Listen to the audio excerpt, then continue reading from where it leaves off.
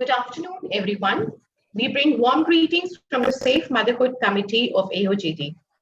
Intrahepatic cholestasis of pregnancy comes with its unique set of challenges and dilemmas, not just for the patient, but also for her treating obstetrician. Quite often, we are at the crossroads to do this or to do that, and we are even at the query whether to intervene or not to intervene.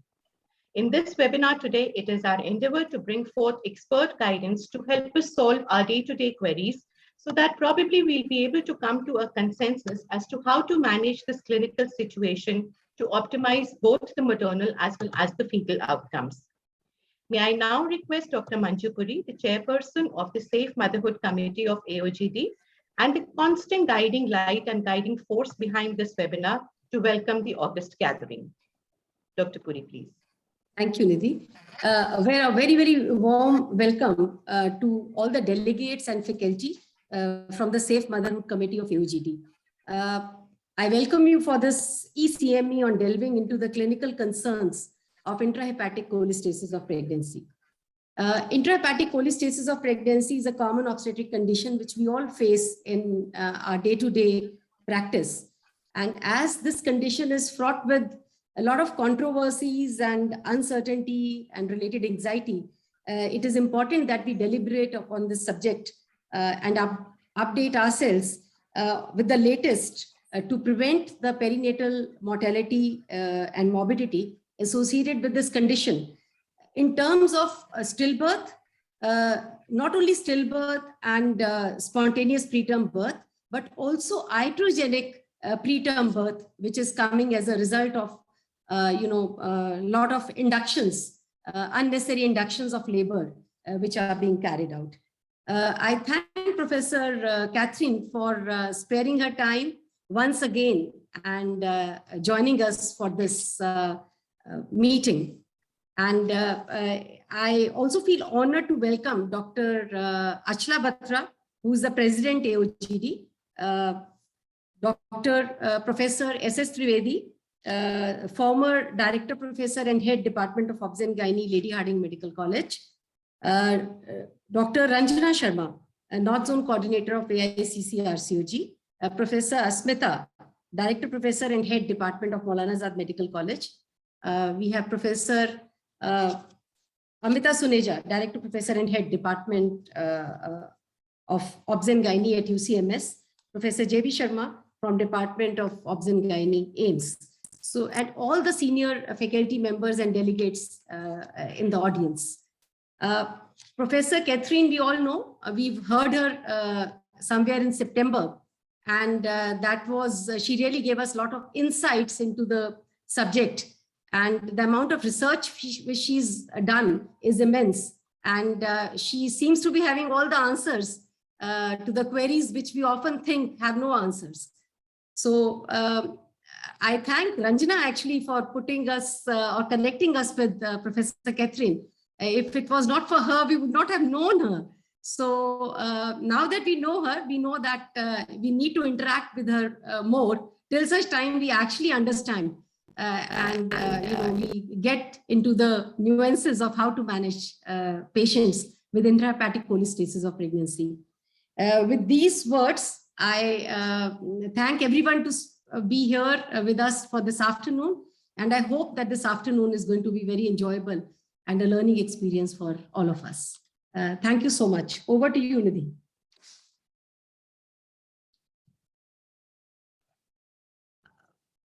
Well, I think I can invite Dr. Achla Batra, who's the President AOGD, to say a few words now. Dr. Achla, over to you. Thank you, Manju. I feel I should not be speaking at all and keeping you all waiting between, this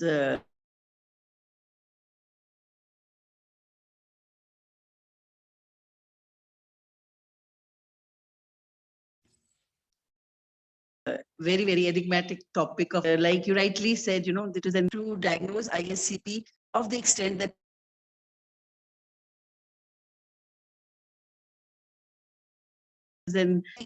pregnancy needs to be terminated, but SCP in a 37-week, which I feel is not with more and clarity and if we are able to get bile acid, maybe we'll be able to prolong pregnancy. And there are many other nuances to it. It's just not that doing bile acid would be the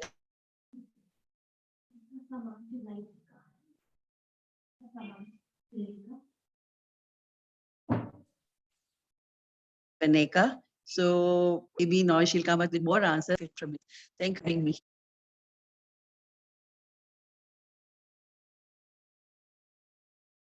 Please unmute yourself. Thank you, ma'am. So we now go on to our key session, Demystifying IHCP. To chair this session, I welcome Dr. S.S. Trivedi, former Director and Head OBGY, Lady Hardinge Medical College.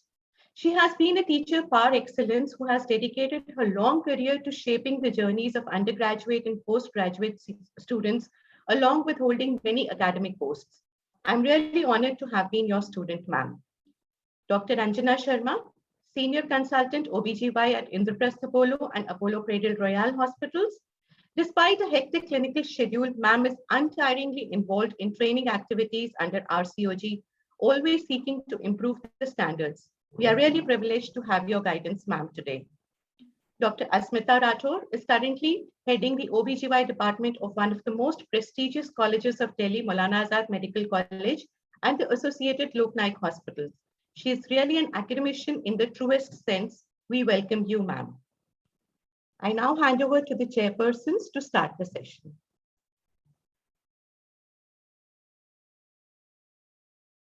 Ma'am, please unmute yourself. Dr. Trivedi, please unmute yourself. Okay. Yes, ma'am. Yeah. Thank you so much, Dr. Nidhi, for that nice introduction. I'm so proud of you to be my student. You have done so well. Thank you so much. I congratulate Dr. Manjupuri, Dr. Achla, Dr. Shakun, and the whole team for organizing this focused CME on IHCP.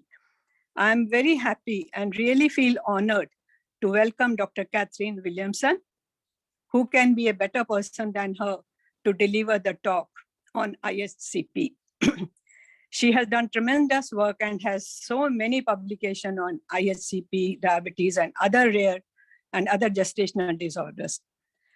Dr. Williamson, she is the head of the Department of Women and Children Health at King's College London. She is a consultant obstetric physician. She is chair of European Association for Study of Liver Clinical Practice Guideline Committee, that is Liver Disorders of Pregnancy. She is maternal and fetal disease group lead and has led many national research studies. I request Dr. Williamson to please enlighten us with her talk on demystifying IHCP. Dr. Williamson, please.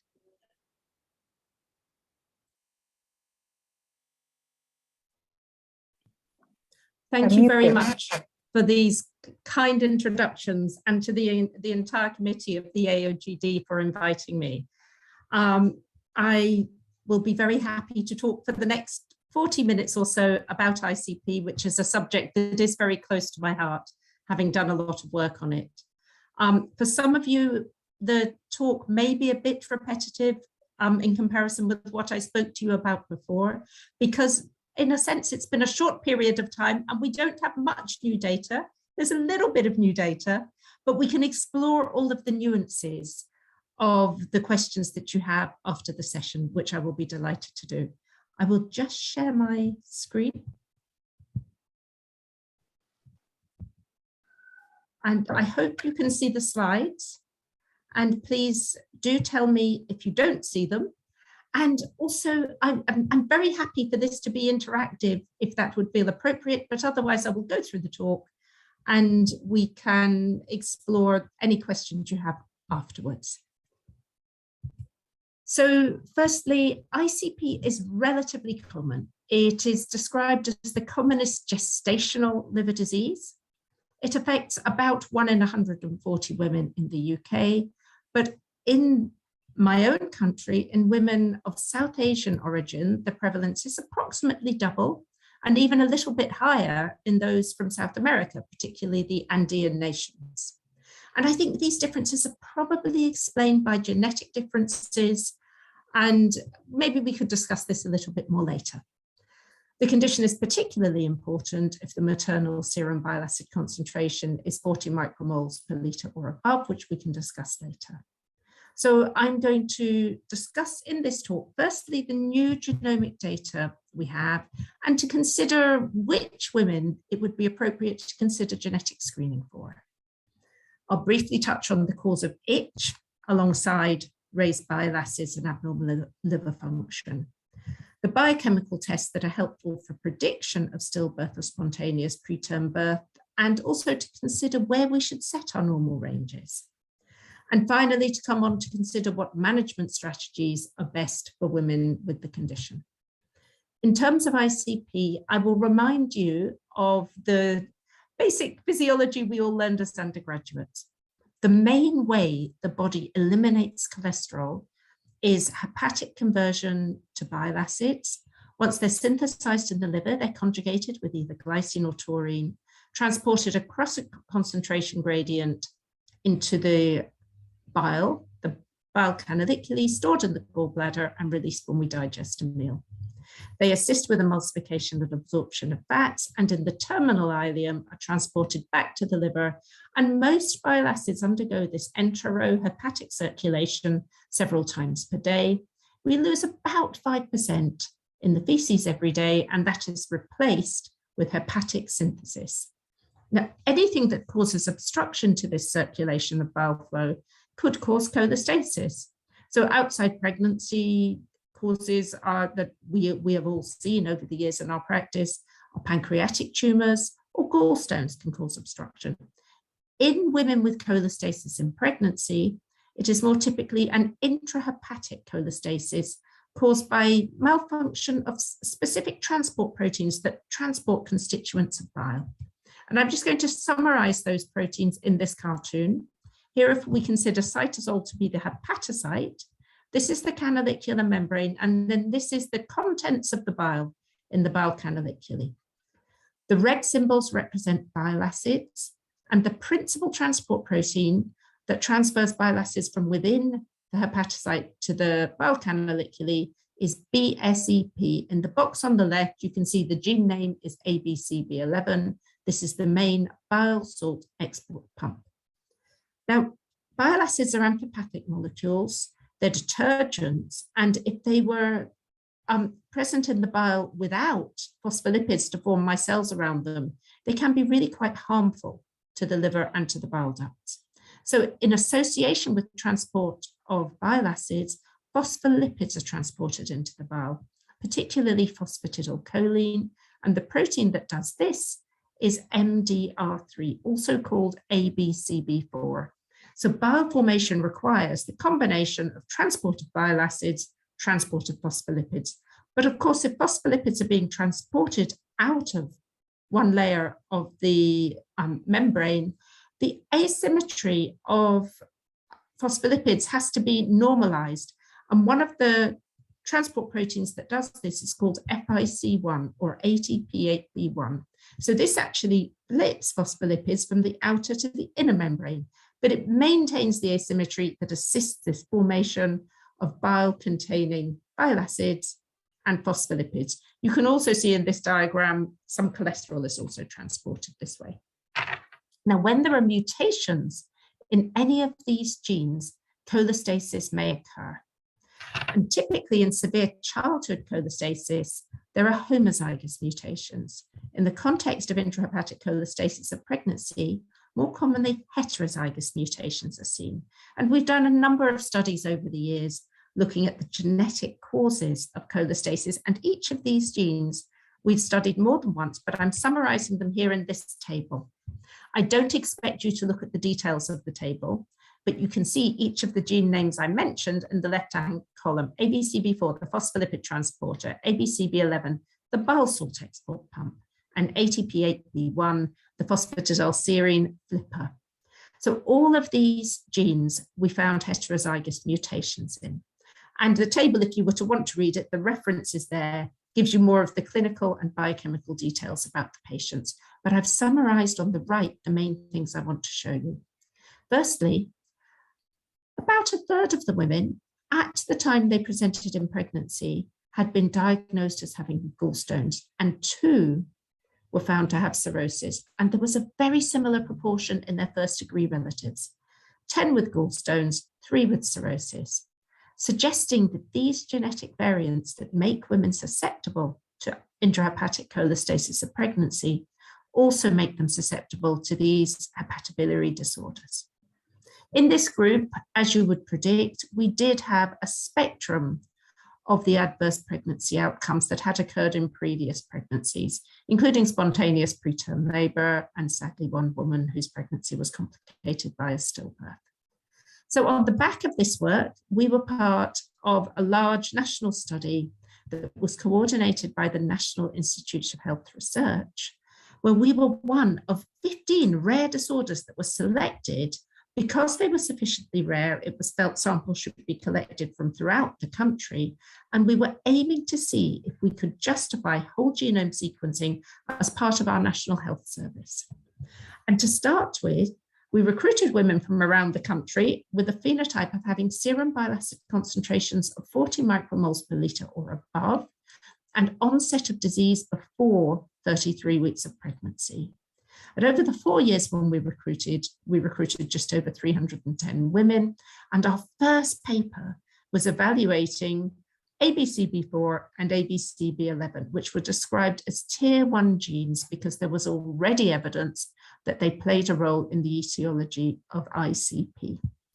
So when we analysed every variant that we found, it was very important to not be informing the referring clinician of a simple polymorphism. So we used the American College of Medical Genetics standards to decide whether specific variants were pathogenic or not. And we reviewed them with this guidance, with multidisciplinary team meetings with clinicians, bioinformaticians, geneticists, and some specially designed software. And what we found was 1 in 5 women had pathogenic mutations in these 2 main genes that were implicated in the disorder. It became about 1/3 of the cohort when we brought in some of the other genes that are a bit rarer but had pathogenic mutations. So this feels important. We have to consider whether we want to perform sequencing on women who present with more severe cholestasis in pregnancy. And I would argue that it is worth considering this. Mutations in these genes cause a spectrum of disease ranging from homozygous infants born with severe cholestasis that results in hepatic damage, and usually a transplant is needed, through to more self-limiting episodes such as ICP, or such as drug-induced cholestasis, which in women can be a consequence of the combined oral contraceptive pill. But it's also known that several antibiotics, particularly amoxicillin-containing or flucloxacillin, can cause cholestasis, as can drugs such as omeprazole or lansoprazole. So it's worth bearing that in mind in the women that you diagnose. Could they have had a precipitant that caused cholestasis to be worse in pregnancy? We've noticed in our pedigrees and first-degree relatives of women that are referred to us higher rates of cirrhosis, as I mentioned, gallstones, gallstone pancreatitis, and in a few older relatives, we've noticed that also cholangiocarcinoma happens in these pedigrees. So I think there is an argument to refer your women with ICP if it's severe disease or if it is familial disease for sequencing, because that way we will find out whether other individuals in a pedigree are also at risk of the more severe hepatobiliary disorder in later life. And if they're found to have mutations, you can refer them to your hepatology colleagues for longer term follow-up. There are drugs we can consider giving them, including ursodeoxycholic acid or some of the other newer drugs that are being developed to treat cholestasis. And I'm delighted to tell you that in my own country, genetic screening for mutations has now been added to the newly formed NHS Genomic Medicine Service, so people can be referred for sequencing if the referring clinician believes it's justified. So to come on to consider the cause of pruritus, many of you will know from your clinical cases, you can have women who seem to have very severe gestational cholestasis, but barely have an abnormality in their serum bile acid concentrations or some of their liver function. And others can have very severe cholestasis with very high bile acids, and not severe itch. And that's because the bile acids are not the pruritogens. So they may correlate with itch, and I suspect this is because some of the compounds that cause itch are cycled in the intrahepatic circulation, so they rise with some association to bile acids. But there have been two chemicals that have been shown to be associated with itch in pregnancy. One is lysophosphatidic acid, which is formed by autotaxin, and autotaxin is easier to measure in the lab. So you'll see several studies mention autotaxin, but this is the enzyme that creates lysophosphatidic acid, which is the compound that causes the itch. The other pruritogens are progesterone sulfates, and I'll tell you a little bit more about both of them. Lysophosphatidic acid is a phospholipid. When injected into mice, it causes a scratch response.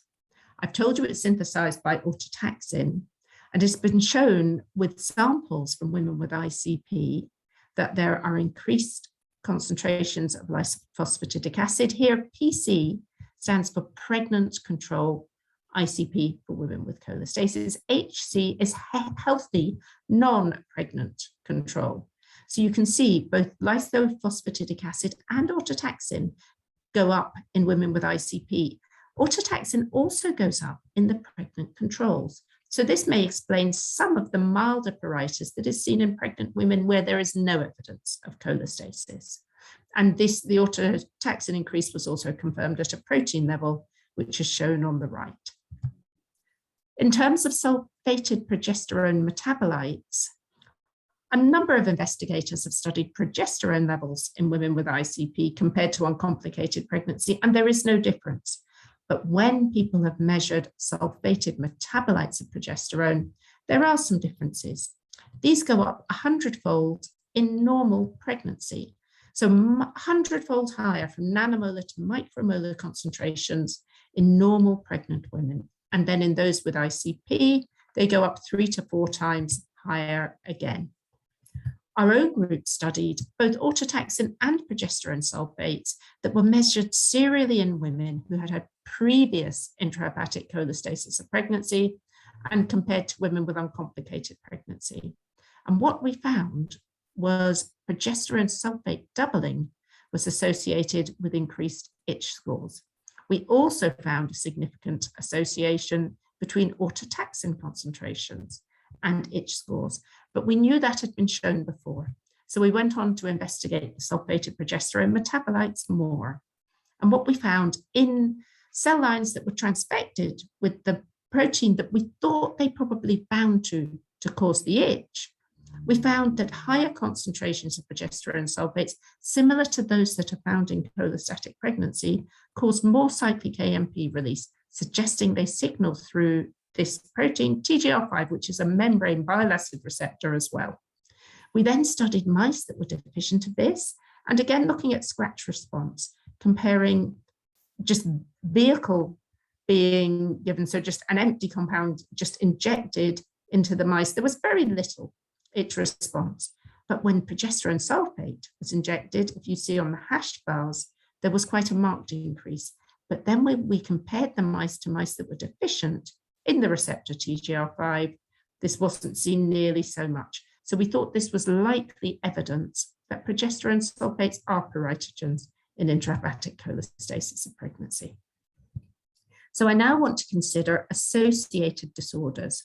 And before I focus more on gestational diabetes, I would just like to take your attention to the odds ratios for both gestational diabetes and preeclampsia, the two conditions considered at the top of the table, because both have increased prevalence in women with intrahepatic cholestasis of pregnancy, with odds ratios a little under 3. And this is worth bearing in mind. My own group hasn't really focused on preeclampsia, but I think there is work to do there, and be aware that your women do have increased risks, because I think in terms of thinking about adverse outcomes, and particularly stillbirth, it's possible that they occur more commonly in women with coexisting gestational diabetes or preeclampsia. So in terms of diabetes, as I've said, the odds ratio was just under 3 for increased rates of GDM in women with ICP. And we should remember that often women aren't screened because ICP may present with pruritus after the 28-week period when they would be screened. So any association with developing cholestasis, the opportunity to identify it may have been missed. And we tried a study a few years back in collaboration with the group in Rhode Island in the United States, where we considered whether their onset was before the time of the glucose tolerance test or after. And it did seem that a sizable proportion of women may be being missed because their cholestasis came on later. We studied impaired glucose tolerance using continuous glucose monitoring, as well as glucose tolerance tests. And what we found was the women with cholestasis, represented by the black bar, did not have any difference in fasting levels, but they had increased glucose postprandially. The impaired glucose tolerance is shown in this slide. Again, the black bar represents those with intrahepatic cholestasis of pregnancy with worse impaired glucose tolerance with a glucose tolerance test. And I also represent here the dyslipidemia that is seen in women with cholestasis in pregnancy. And we're doing a little more work on this now. And we're trying to establish whether there could be an abnormality in cholesterol metabolism that maybe makes women more likely to develop cholestasis if this develops earlier in the pregnancy than the high bile acids, or is it the high bile acids that cause the hyperlipidemia? And I hope within a few months we'll have some answers to that. So to come on to consider the cause of adverse pregnancy outcomes in cholestasis and consider, can they be prevented? Firstly, just to remind you of several studies that have tried to establish what the biochemical abnormalities are that could be associated with the adverse pregnancy outcomes. And the first one was performed by Anna Glantz, working with Hans Ulrich Marschall in Sweden. They performed a national study where they screened all women with itch in pregnancy, and they tried to establish the relationship between specific biochemical measurements and adverse outcomes. And what they found is they didn't find any increase in fetal complications until maternal serum bile acid concentrations rose above 40. And then as the concentration rose further, the risk of adverse outcomes went up further. They didn't find a relationship between liver transaminases and fetal risk. They went on to plot the different groups in terms of those who had bile acids under 10, that was about 100 out of their group. Those with bile acids from 10 to 39, it was about 500. And those with bile acids over 40, which was a little under 100 women. And you can see that these complications that they were powered to look at, there was an increase in women with bile acids over 40, but they had under 100 women in this group. So they were not powered to really study stillbirth. We went on to do a UK prospective cohort study where we only studied women with serum bile acids of 40 or above.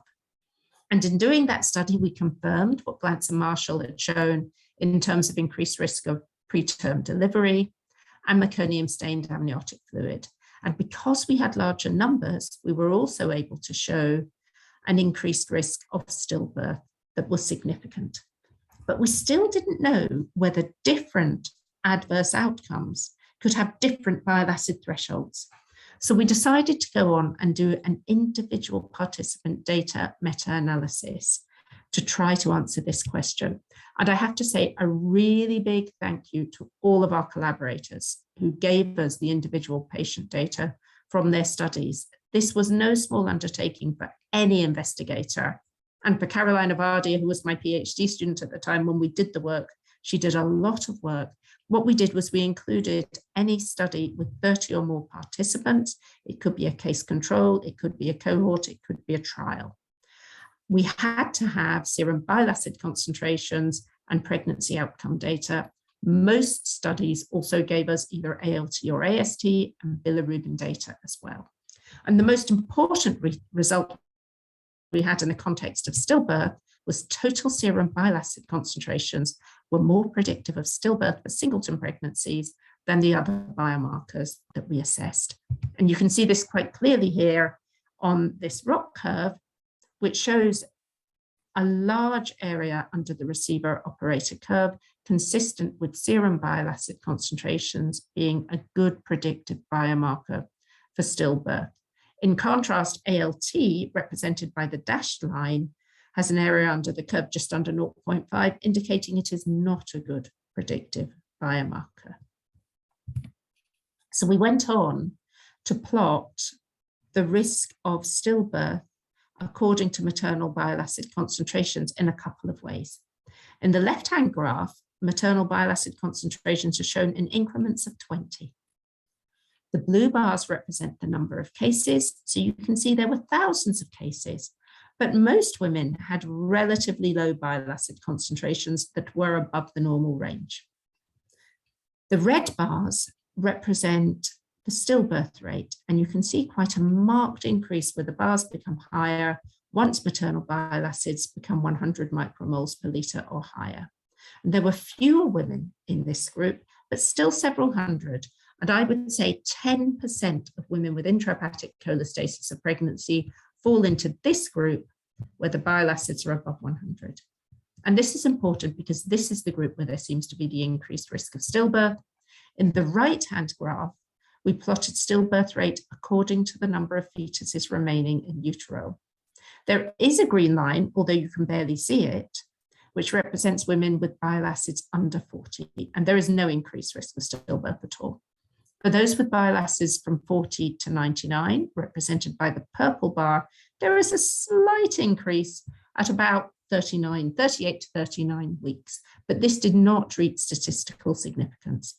However, for the group with bile acids above 100, there was a marked increase in the risk of stillbirth, and this was particularly apparent from somewhere between 35 and 36 weeks. So I think this is useful data. Very importantly, this is only 10% of you women with cholestasis, but this is a group where I think it is reasonable to consider early delivery with the aim of reducing the risk of stillbirth in the pregnancy. We took a similar approach to preterm birth. The graph looks more complex, although it is actually very similar. On the x-axis again, we have increments in maternal total serum bile acid concentrations, and this concentration can be at any time in the pregnancy that is being studied. The blue bars represent the number of cases, and the red bars represent all preterm birth.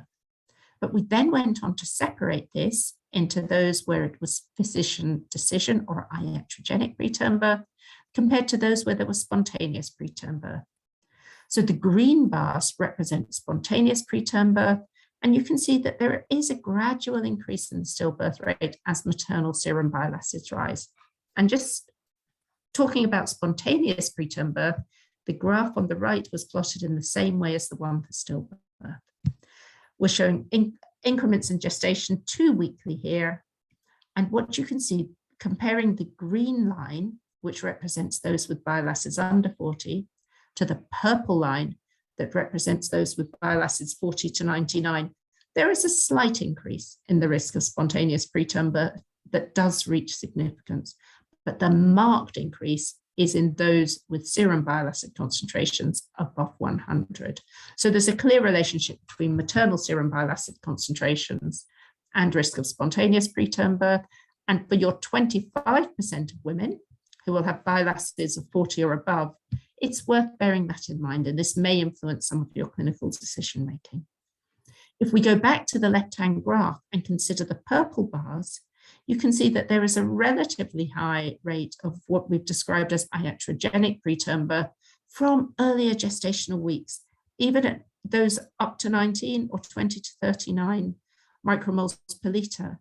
And I hope that the data we've given you regarding stillbirth may result in a reduction in this iatrogenic preterm birth rate in those with maternal bile acids under 100, because this is a group where maybe expedited delivery may not be necessary to protect against stillbirth.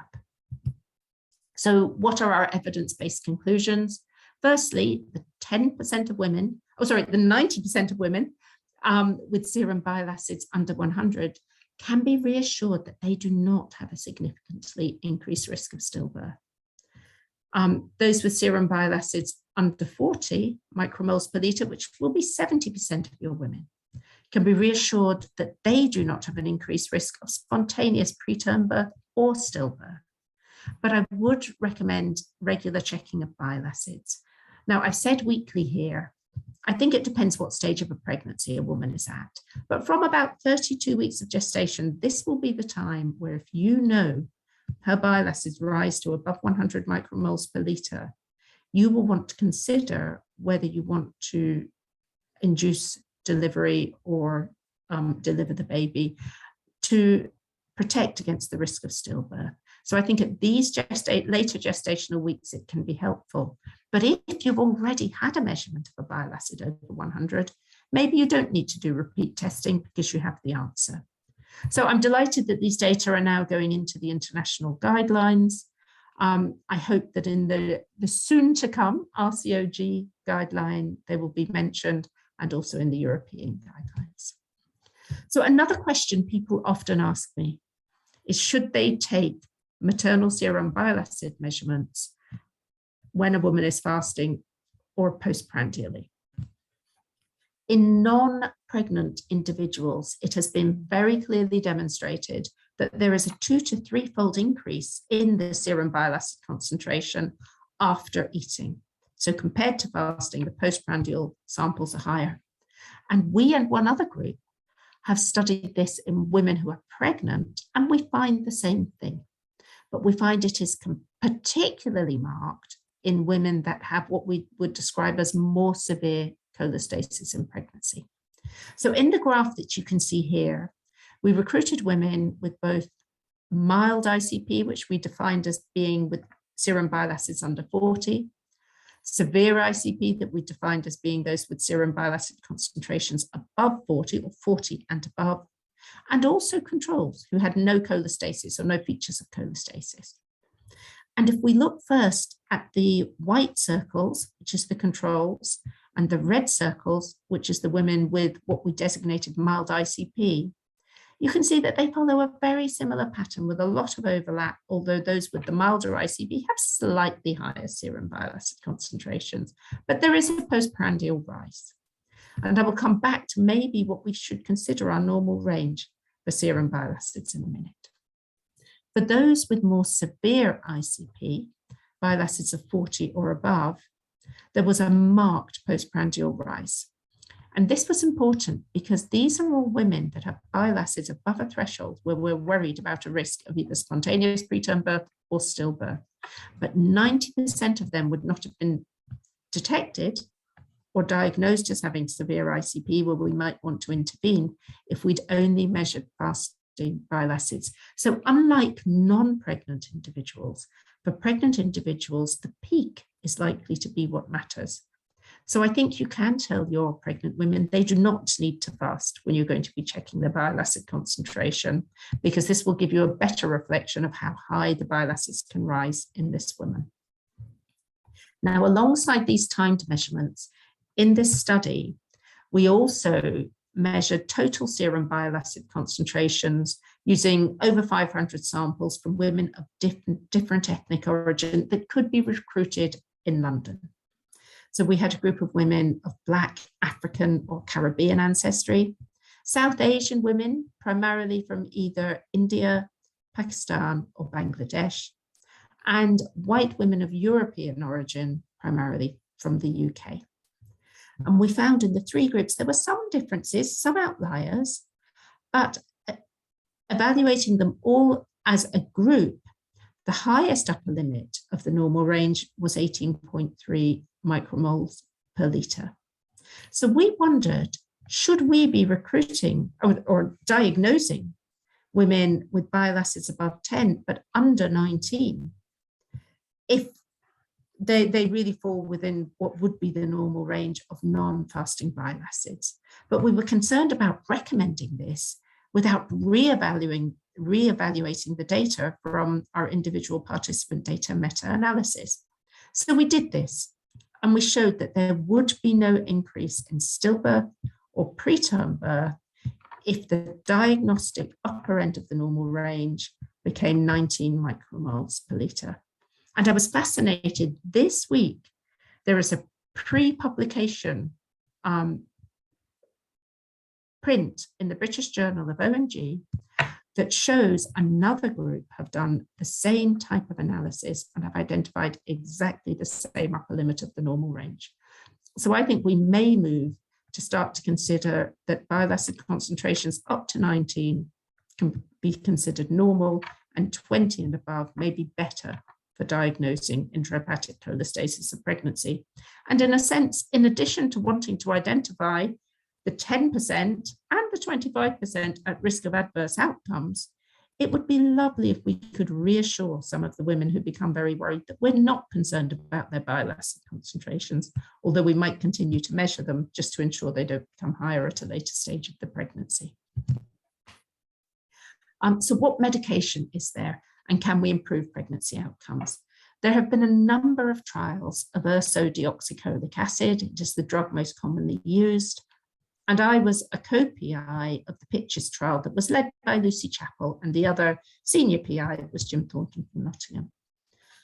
And what we were aiming to do was to establish whether ursodeoxycholic acid treatment compared with placebo in women with ICP reduces a composite of adverse outcomes that included in utero fetal death after randomization, known neonatal death up to 7 days postnatally, or preterm delivery, or neonatal unit admission for at least 4 hours. Just to show you the women at baseline, they were well matched. All the data are in the paper, but if you were to scrutinize this, they were well matched. At the time of recruitment, they had very similar itch scores and very similar serum bile acid concentrations. But I just want to bring your attention to the fact that 24% basically of women at randomization had bile acids greater than 40 micromoles per liter. So the majority of women had relatively mild disease. We found in this real world population of women with ICP that ursodeoxycholic acid treatment compared to placebo did not reduce the composite of adverse perinatal outcomes. What we did find was it reduced meconium-stained amniotic fluid concentrations, and this is consistent with some other studies. It did reduce the itch score, but it was a reduction of just under 6 millimeters of a score that went from 0 to 100 millimeters. So this was real, it was statistically significant, but it wasn't very much. And so it has been questioned whether this is sufficient to make it worthwhile using the drug. Again, to come back to your clinical conundrum, the people you're managing, in my own experience, I would say for women with such severe pruritus that they're not sleeping, even a 6 millimeter reduction could be enough to help them sleep and feel a bit better. So I think it can be justified to try it for this, but not to oversell the drug because it's not as good as we would like it to be at resolving itch. You will have the occasional woman who has a wonderful response, but a number of women will have no response. So women should be aware that it may improve them, but the data don't suggest it has a major effect.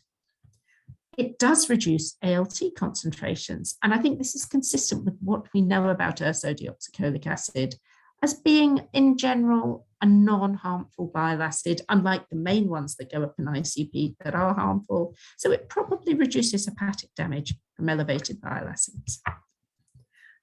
Interestingly, in this study, ursodeoxycholic acid treatment did not reduce the overall serum bile acid concentration. And if you look at what the concentrations are in before and after in all groups, they're around about somewhere from 18 to 28, but they're relatively low. So I can give you an explanation for this finding. And that is that the total bile acid assay also measures ursodeoxycholic acid. So a very good student with us, Luisa Borges-Mana, studied individual bile acid concentrations in women with cholestasis, not on ursodeoxycholic acid and on ursodeoxycholic acid. And what you can see, if we first look at CA and CDCA, the names don't matter. These are cholic acid and chenodeoxycholic acid. But what you need to know are these are the primary bile acids that are particularly elevated in cholestasis of pregnancy. They are also relatively hydrophobic and potentially cytotoxic bile acids. So these are bile acids that can be harmful to cells. And when we study them under a microscope, they're pro-apoptotic and damaging to cells under a microscope. These, in untreated women, are the majority of the bile acids. But in treated women, they reduce significantly. In contrast, ursodeoxycholic acid is barely detectable in women that are not treated with it, but in treated women, rises to be about 60% of the total bile acid pool. And this is a non-apoptotic, more hydrophilic, non-cytotoxic bile acid. So even if the overall concentrations don't change, you can be reassured that when you treat women with this drug, you're improving the bile acid pool to consist of non-harmful bile acids.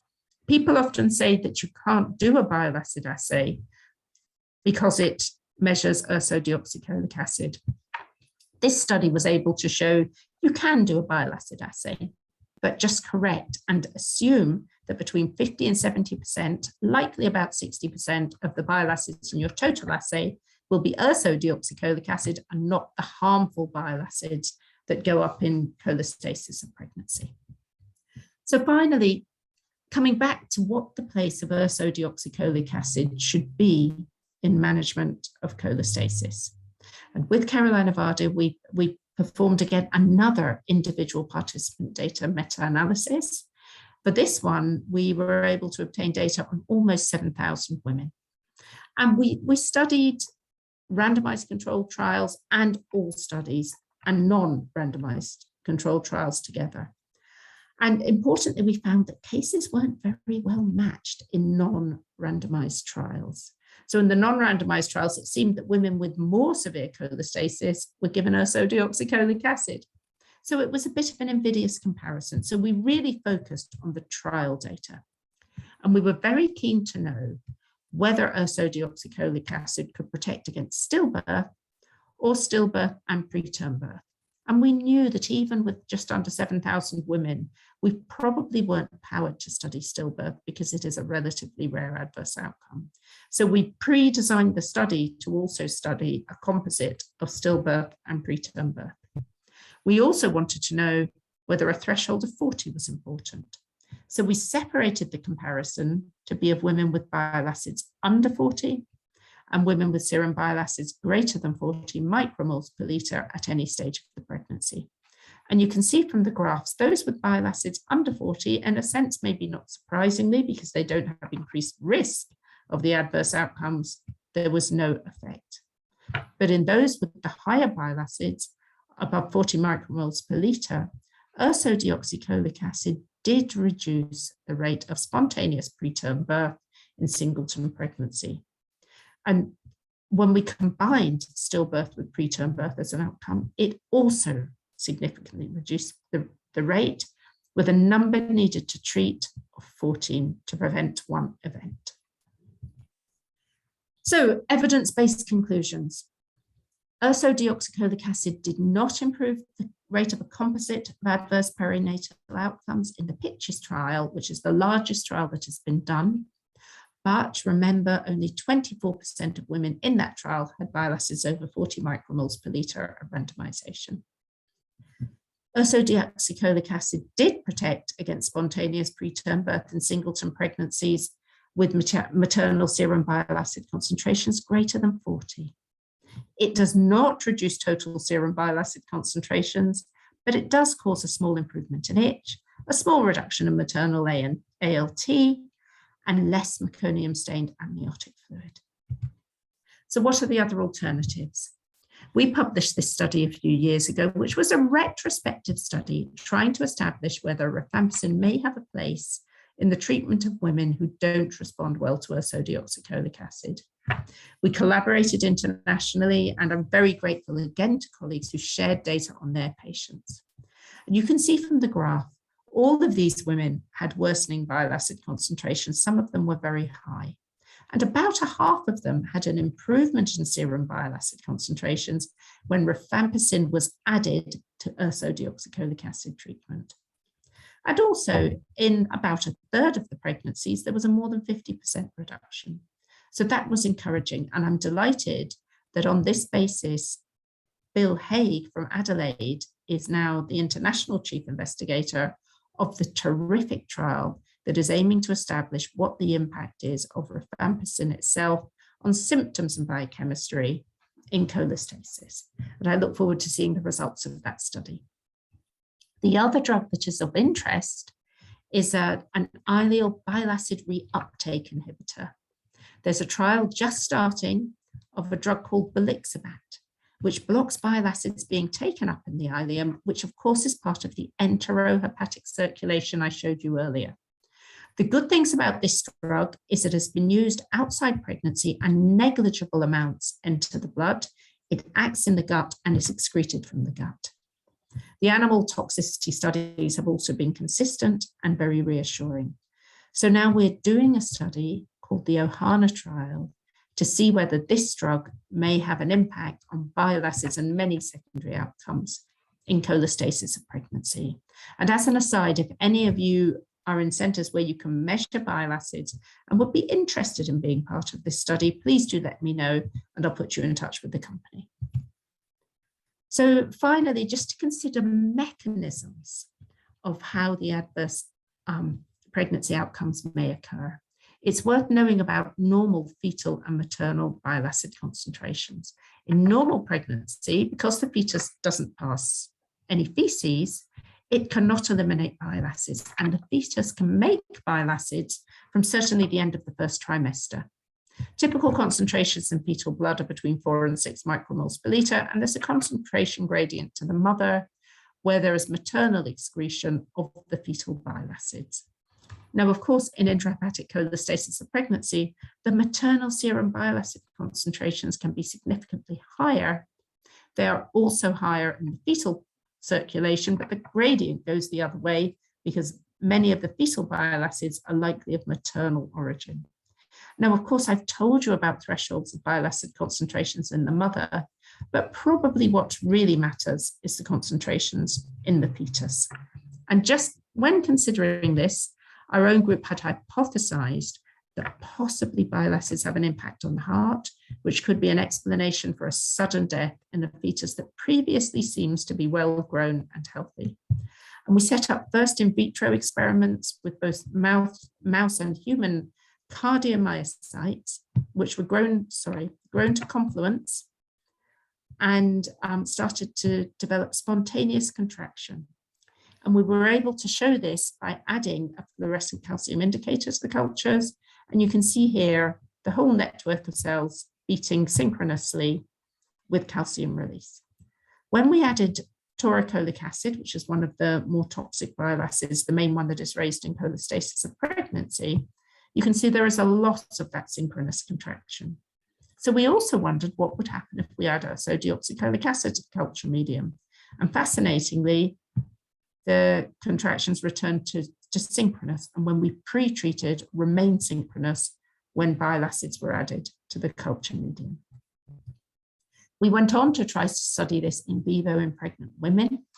We used the Moniker AN24 fetal heart rate monitor, and we put this onto women, and then they went home and slept overnight, so we could get overnight recordings, which enabled us to record the fetal heart and the different sleep states that a fetus exists in.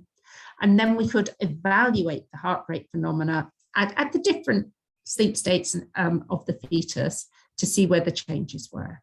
And we found that in cholestasis, in the fetal ECG, there is an increase in fetal PR interval length. There is abnormal heart rate variability. And when we took umbilical venous blood, there was an increase in NT-proBNP, a marker of ventricular strain. We also found that in the babies of women treated with ursodeoxycholic acid, the latter two parameters were significantly reduced. So we suspect that a component of the adverse outcomes for the fetus is likely to be explained by a bile acid effect on the heart. Now, you may remember earlier in the talk, I referred to the elevation in the rates, the increased rates of gestational diabetes and preeclampsia. And in our national cohort study, we had the impression, the numbers weren't large enough to be certain, but we had the impression that the women whose babies died not only had the high serum bile acid concentrations, but often had another condition, such as gestational diabetes or preeclampsia. So bear in mind that these may be the women more at risk, and it could be almost multiple hits put the baby at risk of stillbirth. The high bile acids, then maybe the impact of the bile acids on the fetal heart and possibly a fatal arrhythmia, which could be compounded by having these other conditions. GDM might increase the risk of acidosis, preeclampsia, abnormal placentation, and delivery of blood to the placenta. So it may be multifactorial in some pregnancies, but it appears that ursodeoxycholic acid may be protective, certainly in terms of the fetal heart and in the meta-analysis we did. So finally, what is the impact for the mother and for the baby in later life? And there are some lovely studies that were done, particularly by the Swedish group, using large national registries, where they showed that women who have ICP have increased rates of hepatitis C. I suspect this may be women who already have hepatitis C, but the challenge of the elevation of pregnancy hormones may unmask their susceptibility to cholestasis. Chronic hepatitis, there are increased rates of autoimmune hepatitis in people with cholestasis, and it could be again that pregnancy provides an opportunity to make this diagnosis in people who have not been diagnosed before. The increase in both fibrosis, cirrhosis, and gallstone disease, I suspect relates to the genetic background, and I told you about that at the beginning. And cholangitis may be a combination, but could also relate to obstruction or autoimmune disorders. First-degree relatives also have increased rates of these biliary diseases, and I mentioned here malignancy as well. And so again, this is an argument for your more severe women with a family history, consider the genetic test, because maybe then you can think about how you should treat them. There also have been reports separately using registries again of increased risk of liver and biliary tree cancer. So not just the cholangiocarcinoma that we have observed, but maybe also hepatocellular carcinoma in some cases. But this is not very common. It's significantly raised, but these are rare disorders. So finally, what about the impact for the child? In a study we did in collaboration with the Northern Finland Birth Register, we studied 16-year-old young men and young women. And we found that the males had increased BMI, increased fasting insulin. The females also had increased adiposity and a reduction in HDL cholesterol. So a suggestion in these 16-year-olds that there's an increased risk of the metabolic syndrome type phenotypes. So I'll stop there. Be delighted to take questions. The important message is in women with early onset severe disease or with a family history, I would consider genetic screening. Measurement of serum bile acid concentrations enables identification of the 25% with bile acids greater than 40 micromoles per litre, or the 10% with serum bile acid concentrations greater than 100 micromoles per litre. And then you can consider how you want to treat them. Ursodeoxycholic acid protects against spontaneous preterm birth in the women with the higher bile acids at risk of this. It may also protect against stillbirth. There are no good treatments for itch. We need the new trials. And I'll stop there and show you some of the people who've done some of this work. This is my current group. This was an outing before COVID, but you can see here Peter Dixon, who's done most of the genomics, Carolina Vardy, who's done most of the work on bile acid thresholds, Jenny Chambers, who runs the charity ICP Support and also helps with the recruitment, and a lot of other wonderful postdoctoral scientists, clinicians and PhD students. I'll be delighted to take questions. Thank you. Yeah, thank you, Dr. Catherine. It was really a very, very informative lecture. It's really a great learning to listen to an authority, and your experience and huge work in this area was visible in your talk. Now there are some questions. First is, patient with ICP with preeclampsia becomes difficult to monitor for health. Well, Yes and no. In a sense, if you pick up preeclampsia, severe preeclampsia with help, there are other hematological and biochemical changes that will give you this diagnosis. So I'm not sure that they're so difficult to manage, because I would manage these women as having severe preeclampsia and HELLP syndrome and manage accordingly, stabilize them, likely deliver them. For cholestasis, they may have cholestasis as well. It's useful to know what the serum bile acid concentration is, and they may respond to ursodeoxycholic acid, although in a sense you're going to be getting on and managing the HELLP syndrome and delivering them. I've seen women with both HELLP syndrome and acute fatty liver present with cholestasis. And the way I think about this, in a sense, is all of these major obstetric disorders or syndromes, in a sense, we can think of them as syndromes. They're not a single diagnostic entity. So if a woman has another condition that is causing abnormal hepatic function, and she might have a genetic susceptibility to cholestasis as well, it could unmask the susceptibility to cholestasis, that she has another major pathology that has to be managed. So I think as clinicians, we all develop a sense and an experience of knowing what features women have presenting with acute fatty liver or a severe preeclampsia, and we must look out for that, and then we'll manage accordingly. Yeah, thank you so much. There is one more question. Rather, it's comment that usually with ICP, we terminate the pregnancy at 37 weeks. Less likely she will come with HELLP. If she presents with preeclampsia with HELLP, usually she will be. I think it's just a comment. So we move further to the questions.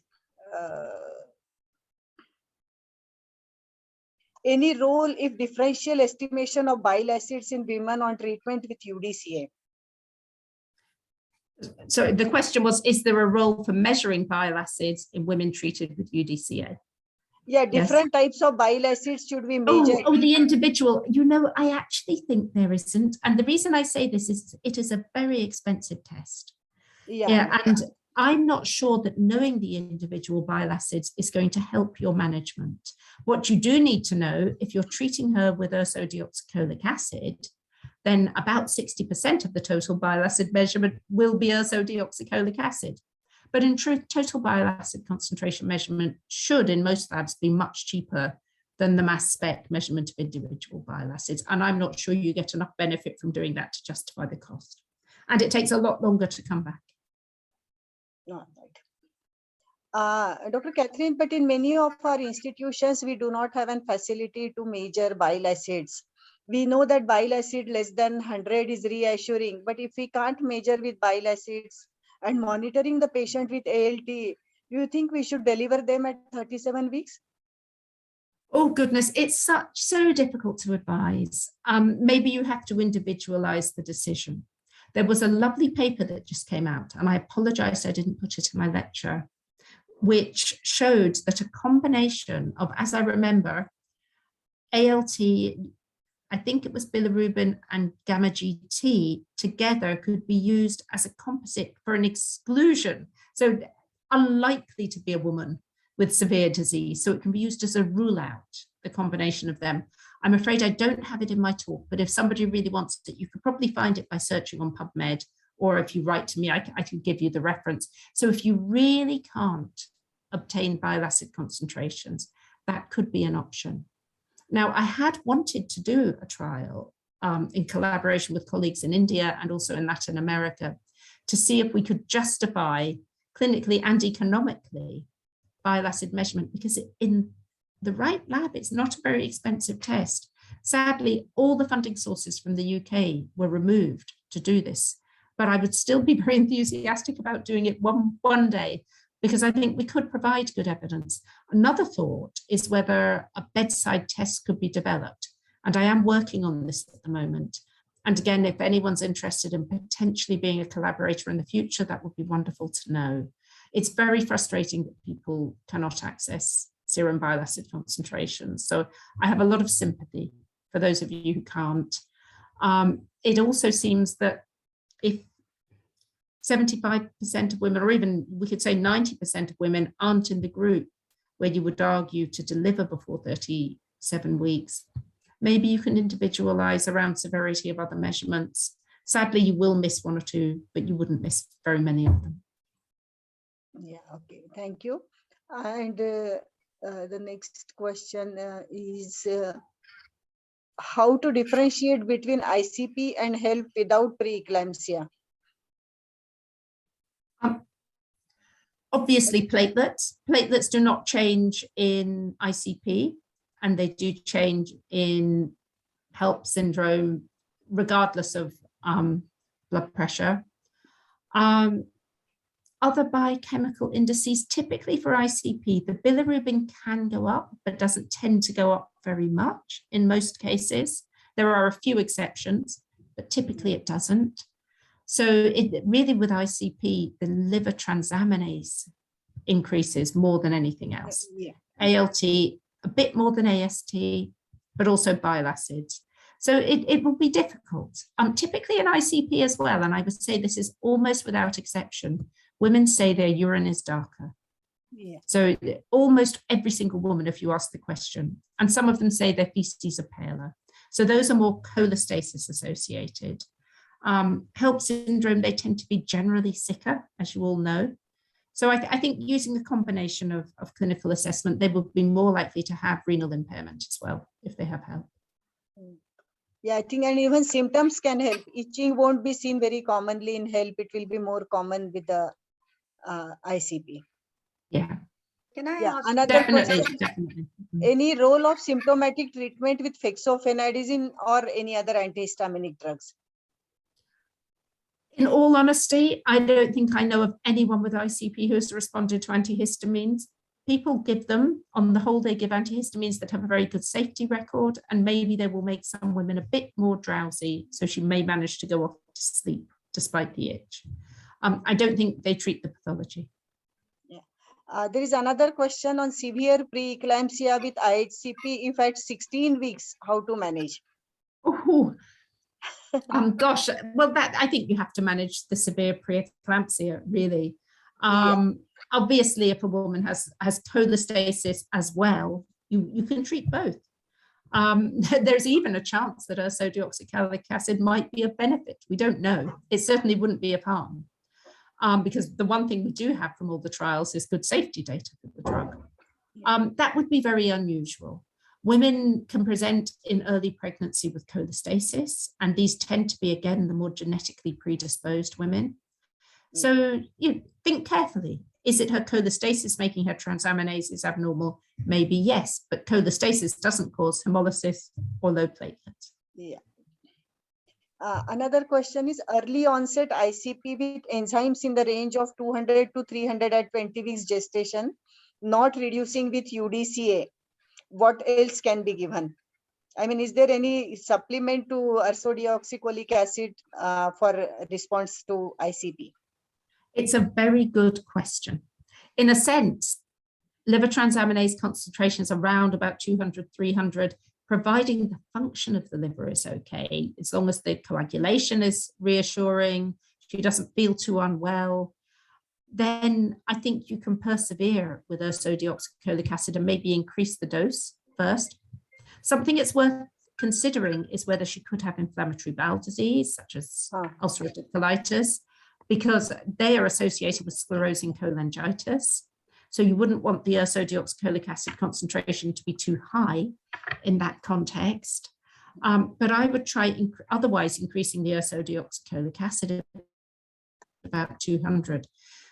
I have a concern about starting rifampicin when the transaminases are that high, because rifampicin itself can cause an idiosyncratic drug reaction. Now, it is an idiosyncratic drug reaction and will reverse if you stop the drug.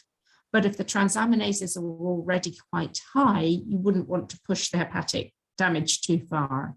So I tend not to give rifampicin if the bile acids are above 200. That's a personal threshold. There's no evidence behind that. It more feels like sensible, safe practice. Other options, yes.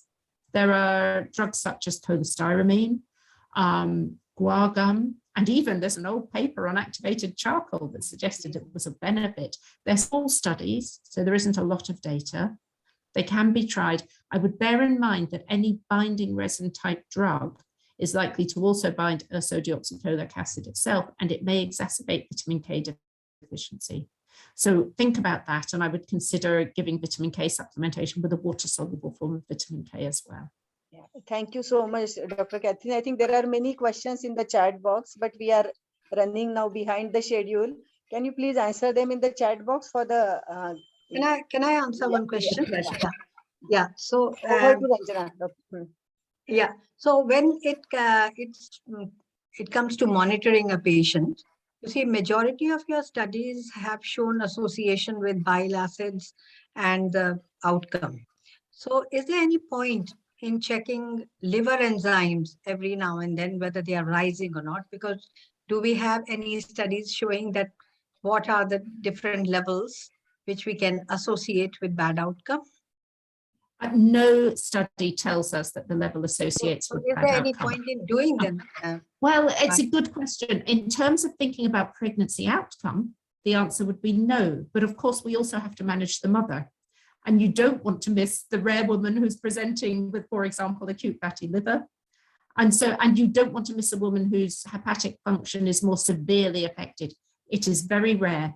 And I don't think you have to check them as regularly if she's feeling well, and if the bile acids aren't too high. But what you don't want is to miss the woman who has an underlying other liver disease that might be predisposing her, and that is getting worse. So I would say do them at least weekly as you're getting in the third trimester. But if they're not, so about 10 to 20% of women with ICP, if you're able to measure bile acids, can have normal liver transaminases with elevated bile acids. So I think it may depend where that mutation is to make her susceptible, or what the factor is that's making her susceptible. Some of them are more likely to also cause hepatic damage or not. Okay, thank you. And one more question. You see, sometimes you have high liver enzymes, but over the time they are normal. So is it really reassuring? Are we in the safe zone then? If they have come down to normal, and then those rules don't apply on these women, like delivering them at 36 weeks or 37 weeks? I don't think the liver enzymes correlate well enough with what the serum bile acids are doing. So are you thinking for people who cannot measure serum bile acid concentrations? Okay, if the bile acids are normal, if everything becomes normal, then if everything becomes normal, that's another very good question. It's very difficult. Instinctively, you would wonder if it's okay. However, in the Avadia papers, we did the calculation on both actually, but we found that the most significant associations were with bile acid concentration at any stage in the pregnancy. Now, the reason I think we found that, and this is speculation, I don't have evidence, is I suspect there is an area under the curve of exposure that matters, because it's known that bile acids can cross the placenta and they can be concentrated in the meconium. There was some old studies that looked at women treated with ursodeoxycholic acid or not, and they measured the maternal serum bile acids and the umbilical venous bile acids and the meconium bile acids. And they found that ursodeoxycholic acid treatment reduced the maternal serum and the fetal serum, or the umbilical venous serum, but the meconium stayed high. And I suspect that does relate to exposure over time to high bile acids. And what I wonder, and this again is just speculation, given that a lot of these fetuses pass meconium, could it be that some that have had a long time exposure to higher bile acids pass a lot of bile acids out in the meconium? Now, if that is correct, and it is speculation, that might explain why it's high bile acids at any time rather than just at the time of delivery. So I wish I could tell you we can be reassured. I see cases like this as well. I'm not sure we can be. There's a last question from two senior faculties here, that they have seen bile acids coming down with the treatment with ursodeoxycholic acid. So could this be possible that it reduces bile acids, could there be a situation where it's just a transient rise? Both are possible. And I also have seen cases that have had very impressive improvement. And one concern I have is if we start ursodeoxycholic acid on people with relatively low bile acid concentrations, we're going to enrich the bile for ursodeoxycholic acid. So I think for those women with lower bile acids, that may be part of the explanation. And I hope we can move to more diagnosing the condition when bile acids are 20 or above. And maybe then women with higher bile acids, we're more likely to see them come down. In a sense, they can't come down if they're not too high to start with. But I agree, I've seen some people with very high bile acids and liver transaminases that have improved on urso. And I've seen people who don't. And we also do have the secondary analysis paper of pictures that showed there are quite a lot of people with a transient rise that comes down. Now, something I think people should do, you should ask your women, have they had any drug treatment recently? Because when I do this, a sizable minority of my women will have been given an antibiotic for a urinary tract infection, or may have taken a herbal remedy, or they could have had a viral infection. And with the COVID, I think we are seeing quite a number of cases that seem to have transient cholestasis that really do go back to normal. So I think we have to remember it's a complex phenotype. It's not a single diagnostic entity, and use our physicianly skills to think about the differential diagnosis. Thank you very much, Catherine. Again, a very mesmerizing talk. Thank you very much. Thank you. Thank you, Catherine. It was indeed a wonderful talk and lots of queries got sorted out. Thanks for being with us. Nidhi, over to you. Thank all the chairpersons. And we straight away move on to the next thing. So we've learned and we've got clarified the basic concepts with Professor Catherine, and it's now really time to put this into action on a day-to-day basis. So we go over to the panel discussion and practical management or practical approach to a patient of IHCP, and we take it as a case-based discussion. For the panel discussion, as experts, may I invite Dr. Amita Suneja. She's the Director Professor and Head OBGY, University College of Medical Sciences. She really is a teacher of teachers and a role model to many of us. Is actually above the 95th centile for the academic circle. We welcome you, ma'am. And Dr. J.B. Sharma, Professor OBGY at the prestigious All India Institute of Medical Sciences. Sir has been bestowed with numerous awards, and if I may add, he's actually like the NDTV of the OBGY circle, 24/7 immersed in research and publications. At the same time, it is once again my honor and privilege to welcome back Dr. Manju Puri to moderate the panel discussion. Dr. Puri is Director Professor OBGY LHMC and Chairperson of the Safe Motherhood Committee. Ma'am, you have always focused us into learning better and doing better, always striving for quality and excellence, and at the same time, compassion for the patients. I hand over to you, ma'am. Thank you, Nidhi, for your kind introduction. And I thank all the chairpersons of the previous session, Dr. Professor Trivedi, Professor Asmita, and Dr. Ranjana for chairing that session. And well, I welcome Amita and JV to be here for as experts for the session, for the panel discussion. So I have with me two very young moderators, Dr. Shakun Tyagi from Maulana Azad Medical College and Dr. Nishtha Jaiswal. Shakun is a professor at Maulana Azad and Nishtha is an associate professor. So I have both of them who have actually done all the spade work, and they'll be actually taking you through the panel. And I'll also welcome, this is a multidisciplinary panel which we planned so that we could get the viewpoint of all the specialties which are involved in managing these cases. So with that in mind, we kept this panel as a kind of a case discussion. So I welcome Professor Sumitra Bachani from VMMC and Safdarjung Hospital. She's known for her passion for fetal medicine. And we've seen the good work which she's doing in fetal medicine and genetics. Welcome, Sumitra.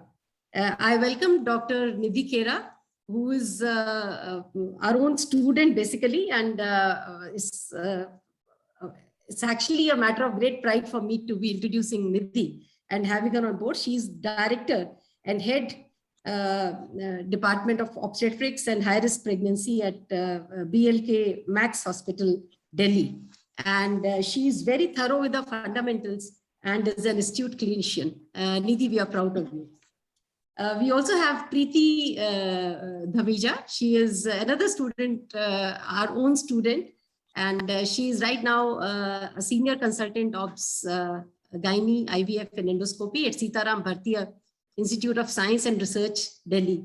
She is another very bright star, and I still remember her first presentation as a postgraduate, which she made on cephalopelvic disproportion. So Preeti, you left a mark there and you are doing so good. I'm so proud of you. Then I welcome Professor Ajay Kumar, who is a gastroenterologist. He's from the department of, professor at the Department of Gastroenterology at GB Pant Hospital. And he's well known for his interest and work in hepatic and biliary diseases. Welcome, Dr. Ajay, on the panel. I welcome Professor Vibhu. She is a director professor and head department of dermatology from Lady Hardinge Medical College. She's a great friend and a very decorated person and a much sought after dermatologist in our institution. Welcome, Vibhu. I welcome Dr. Ashish Jain, who is an associate professor, Department of Neonatology from Maulana Azad Medical College. And he is, again, a very well decorated neonatologist, a young dynamic person. So welcome Ashish on board. And the last is Professor Binita Goswami. She's a professor from the Department of Biochemistry, Maulana Azad Medical College. And she is the in charge of clinical biochemistry laboratory at MAMC and the right person to be there on board. So welcome Dr. Binita for this panel. Now I hand over to my young moderators to take you forward. So over to you, Nishtha.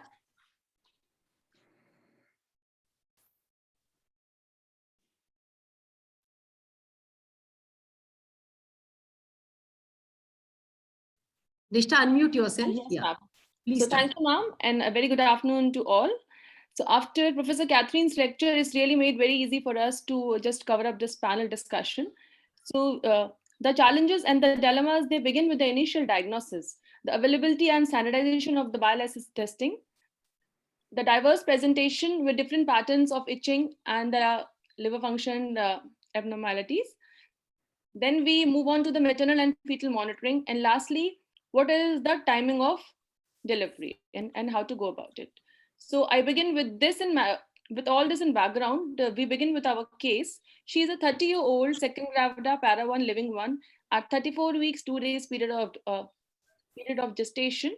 She presented to antenatal clinic with complaint of itching all over the body, which was more on palms and soles and more at night for the last 1 month, and it was gradually increasing.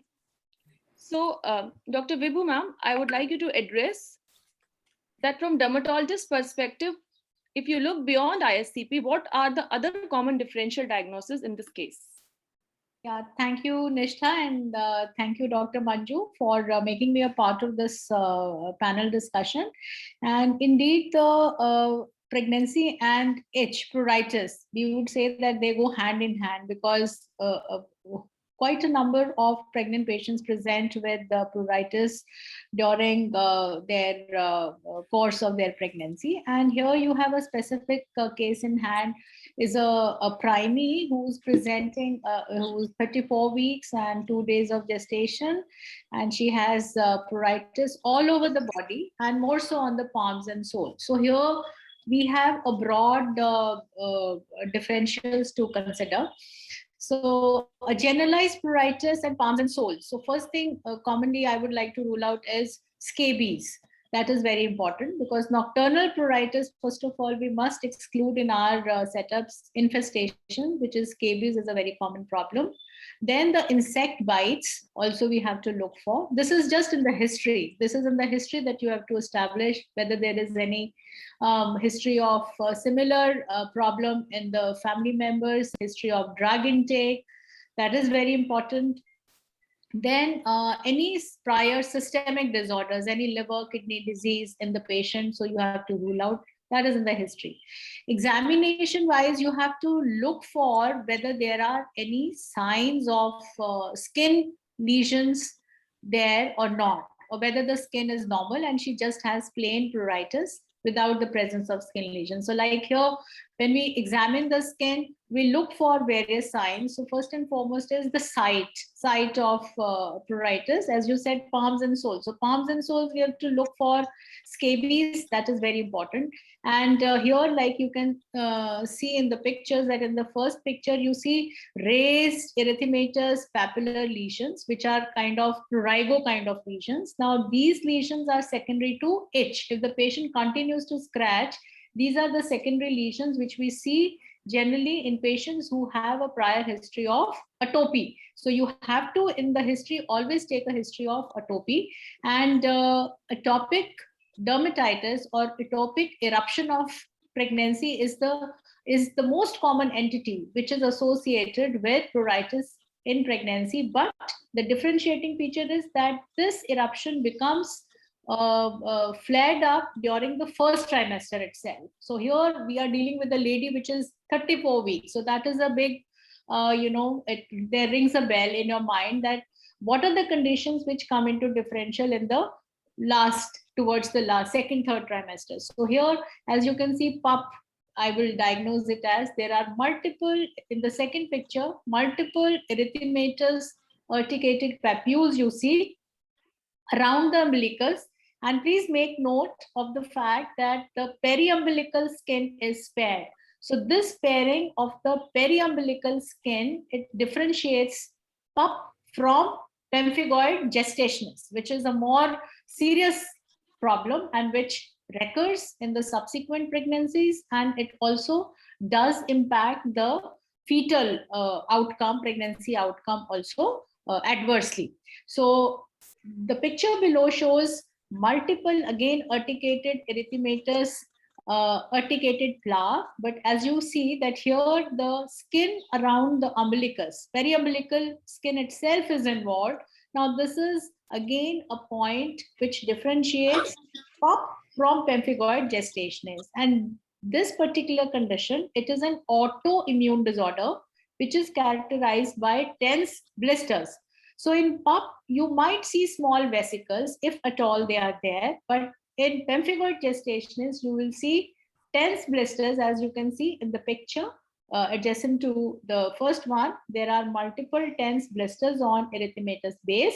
So this condition it occurs again in the third trimester. It begins with pruritus, followed by urticated papules and plaques. So cutaneous examination, the type of lesions, the site of lesions, and there are certain differentiating features in the history and the cutaneous examination, which will give us a close differential. Then we have to do the Zank smear examination, the histopathology. We do take a biopsy from the vesicle or the bulla, and we also do the immunofluorescence studies to look at the inflammatory infiltrate. The complement C3 levels are there in pemphigoid gestationis. There can be IgG deposition at the basement membrane. So that will differentiate the various causes of pregnancy. I have a question, Vibhu, for you.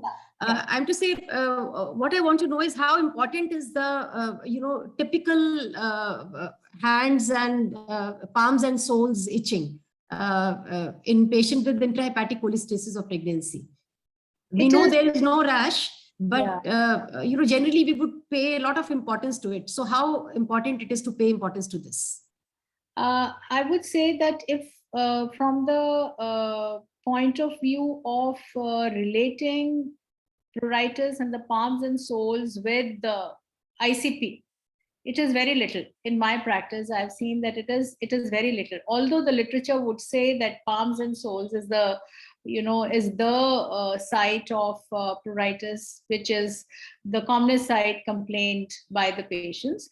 But we see that in our patients, we would see that they will complain of a pruritus over the legs and nocturnal pruritus. Definitely, they can't sleep. It is very intense. And they have mostly excoriation. So that is another sign that pruritus which is very intense, which disturbs their sleep, and which is accompanied by either excoriations. Excoriations are like the patient hooges out the skin and there are no vesicles, no urticarial lesions. So that is the pointer which makes us suspect ICP more than, the palms and soles practically in the scenario, clinical scenario, it doesn't really hold so true, so strongly associated with ICP. One small question. How common is normal pruritus? I'm saying it may not fall into any of these categories. I'm to say it could be just dry skin like in winters, and because it does have some seasonal variation also, no? So Yes. how important, how would you rate that? See, so that's why as a dermatologist, our first and foremost, attempt is to look at the general causes of pruritus. So pruritus is a very non-specific symptom, as you rightly said, that it is associated with the dry skin most commonly. Then there anemia of pregnancy. Then thirdly, various, the topical applications, the contact dermatitis, the allergic dermatitis, insect bites, urticarias. So these are the atopic eczema of pregnancy. These are the common conditions which usually are, seen in a pregnant patient, which present with pruritus. The other ones which I mentioned, the PUP is also very common. Pruritic urticarial papules is very common. So we definitely have to rule out the other common causes like scabies. Like if the patient is, comes to us from a condition where there is overcrowding in the family and brings also other, family members with the pruritus. So certainly we have to rule out scabies. So these are the common causes of pruritus in pregnancy. Thank you. Yeah. Over to you, Nishtha. Yes, ma'am. So by history and clinical examination, we can rule out the other causes. And typically ISCP is a pruritus without rash, except that the scratch marks could be seen. So from the history, so now we move on to the examination part. This patient, in the general physical examination, she had the vitals were normal.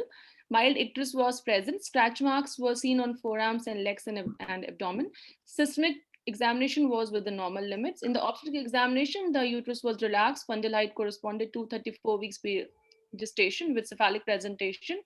The LICO was adequate, and the fetal heart sound was regular.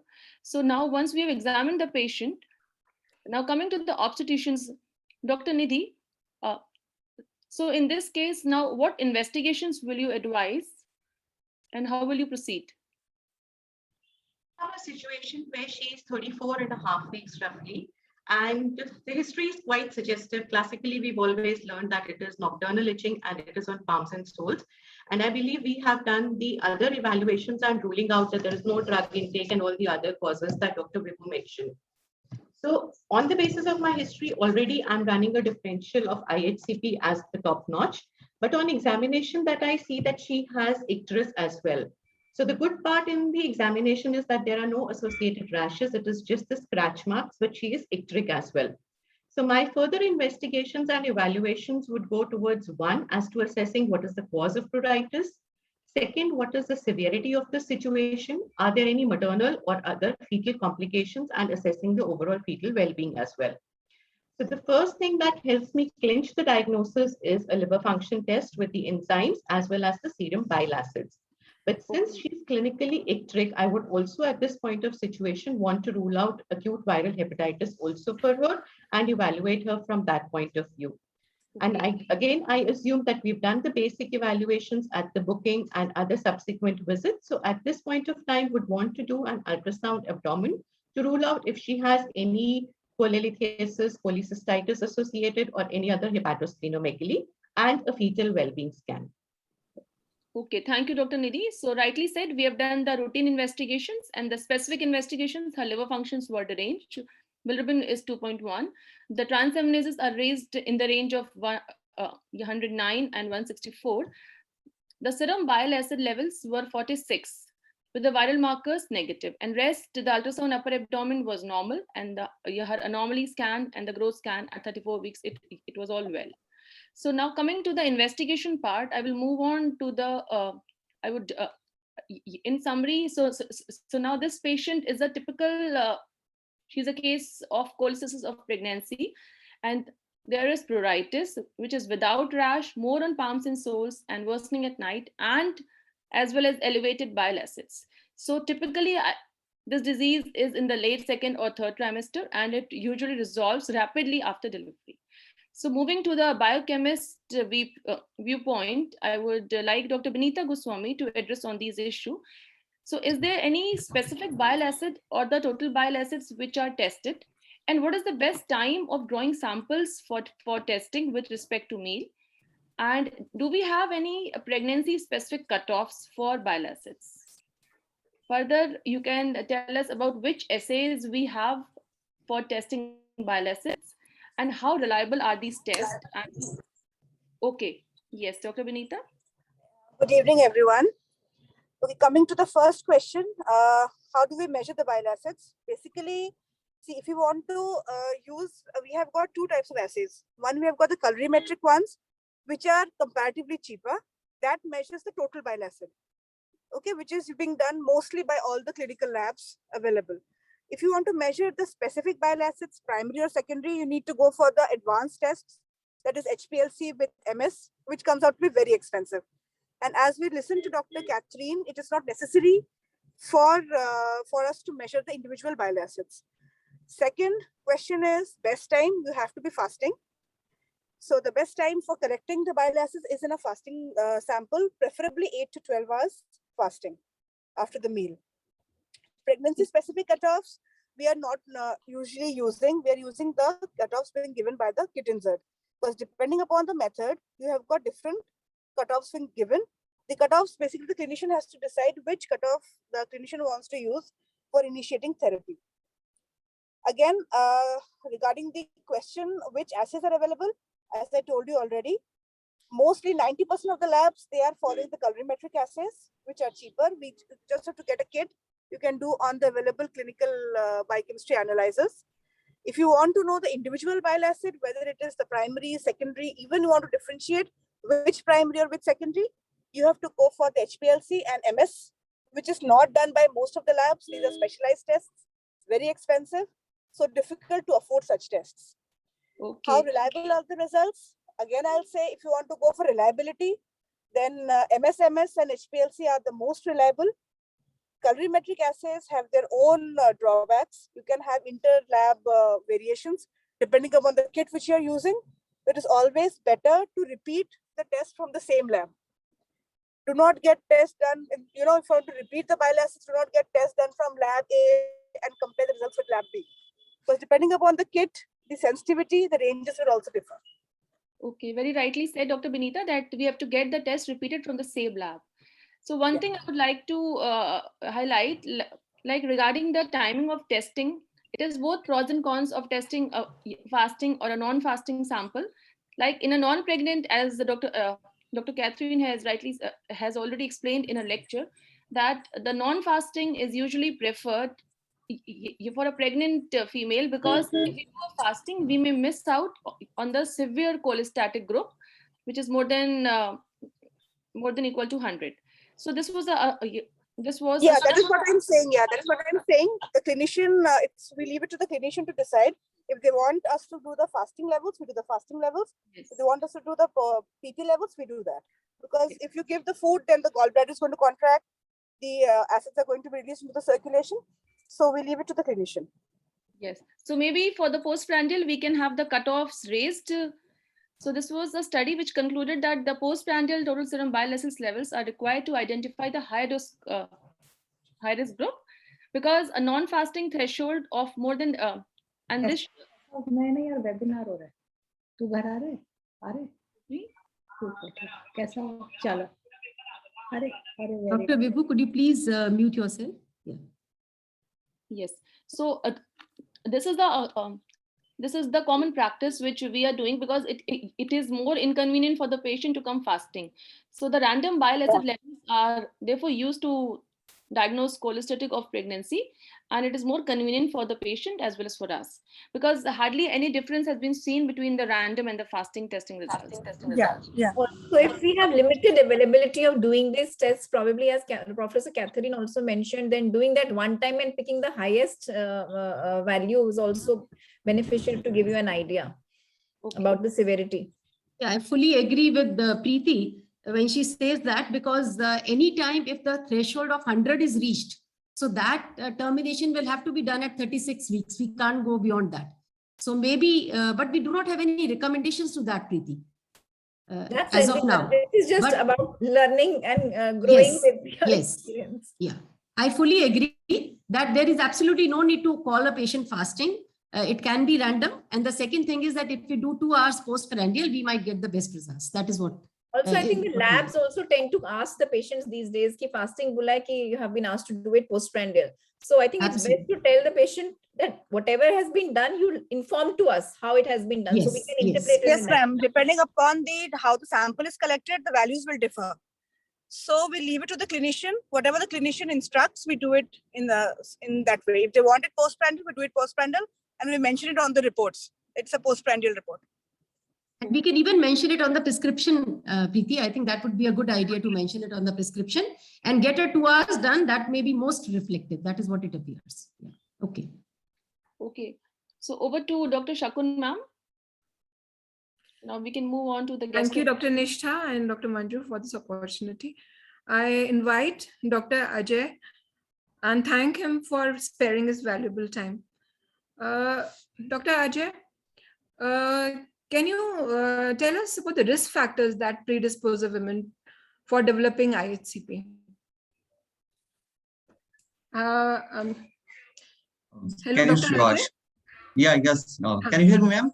Yeah, we can hear you. Please carry on. Yeah, okay. So, ma'am, already we have learned the IHCP. If we look at, it is a disorder which occurs in pregnancy. So, it is a multifactorial disease. So, the 3 important factors which can classify as genetic, environmental, and hormonal changes which occurs in pregnancy. Now, as per our perspective, if we look our perspective, what are the important factors which we have to look? We have to look whether the history of ICP in previous pregnancy, which is one of the most important factor, or is there any family history of the ICP in the first degree relative, that is mother and sister, and multiple gestation and increasing maternal age. And studies have also documented that HCV, NAFLD, and gallstones are associated with the increases of ICP development. So these are. Thank you. Very nicely elaborated. Can you project the next question? Can I just ask a question from Dr. Ajay? Dr. Ajay, what do you think is the place of doing HCV testing for all up? It is not a routine antenatal, investigation which we do. So yeah, ma'am. What is the place of it? What is your opinion on that? Actually, if we look, the patient has come to you with itching. So the primary diagnosis is IHCP. So HCV will never cause cholestasis per se. What can happen is that if a patient was raised liver enzymes and you are thinking other causes other than this, some other liver disease is there, in that cases, you can go ahead with doing anti-HCV testing. The HCV never causes cholestasis until a patient is a post-transplant and is getting very heavy immunosuppressive therapy. Per se, I will not advocate doing anti-HCV testing unless you are thinking this risk group like history of blood transfusion, surgery. But patients of HCV are at higher chance of getting IHCP. So shouldn't we rule out HCV because of that reason? Actually, even these studies which have shown this data is mostly retrospective studies which have been done. So the problem is that the patient may have underlying hepatitis C virus infection for long standing. Now she has come with pruritus and you find she has, but if you look at how the people diagnose IHCP in practical situation, they just measure the ALT levels.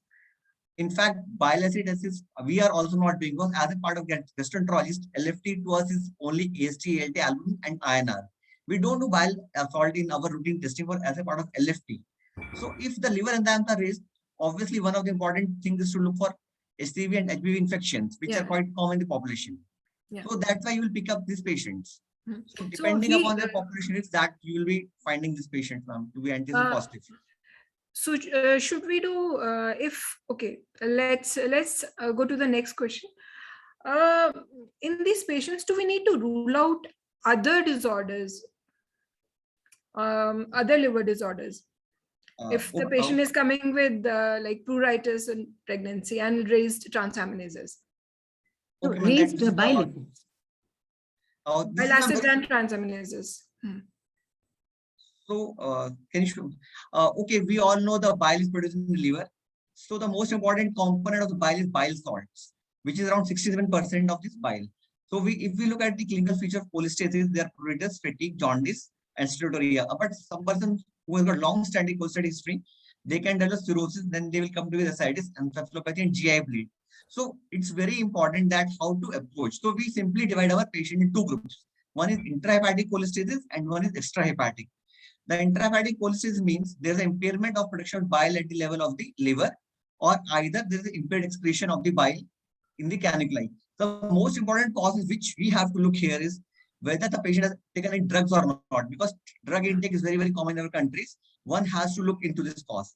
And if we look at the primary biliary cirrhosis, now this disease is very, very uncommon in general population. And if we think of PBC, how the patient will come to us. If this patient has long-standing history of fatigue, then pruritus. So on history, if these features are there, then we might test for the PBC. And another important cause is acute oral hepatitis oversetting. So how does AVH present in pruritus? This patient will first have a history of jaundice, followed with pruritus. The pruritus is never the first symptom in these patients. Now, second group of the cholestasis are extrahepatic biliary obstruction, where the obstruction may lie anywhere from the major ducts till the opening of the ampulla. And the most important cause in pregnant patient can be CBD stone, because we all know in pregnancy the gallstone can form and they can migrate into the bile duct. And the most important feature which we'll have look on the history is fever, biliary pain, jaundice, or history of cholecystectomy. So on the basis of this, we'll further evaluate the patient. So the most important hallmark which we see in our perspective is raised alkaline phosphate. But obviously in pregnancy, this test is not of any use to us, because alpha is as such physiologically elevated in pregnancy. So in pregnancy, how we make diagnosis is basically, if IACP, we have to like the bile salt, which will always elevated. So bile salts are not specific for IACP per se, they just indicate the cholestasis. On the basis of a history and examination, what you get that on in this context, you actually have to interpret the results. So simple raised bile acid will not give you that perspective whether the patient has got IACP or not. It is a history, examination, and correlation labs. Dr. Nishtha, can you show the previous slide? Yeah. So very nicely you have explained all the causes of raised bile acids. And ampicillin is a very commonly used drug. So we need to take care of that, and viral disorders.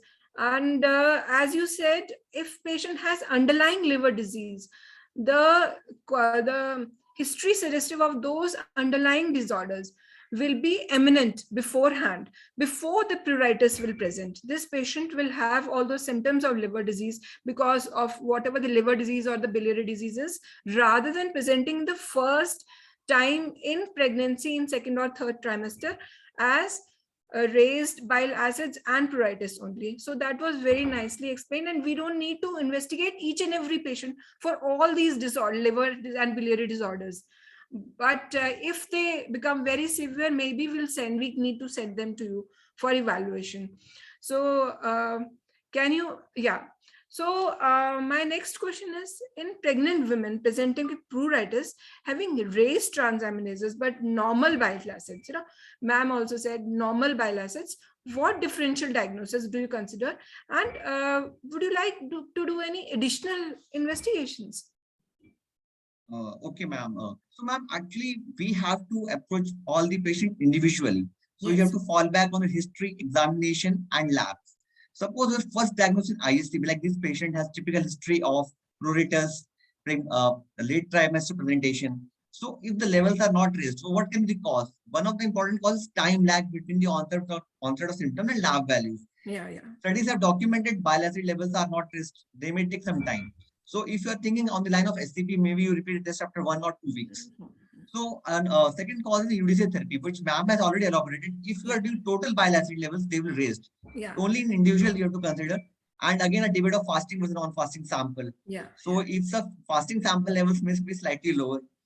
And in addition, even the lab, if you give it to some other lab, the values, and it is unlikely that bile acids will come to normal actually in a patient who's a case of IHCP. There's something else which is going on which we need to consider if the bile acids have come down to normal.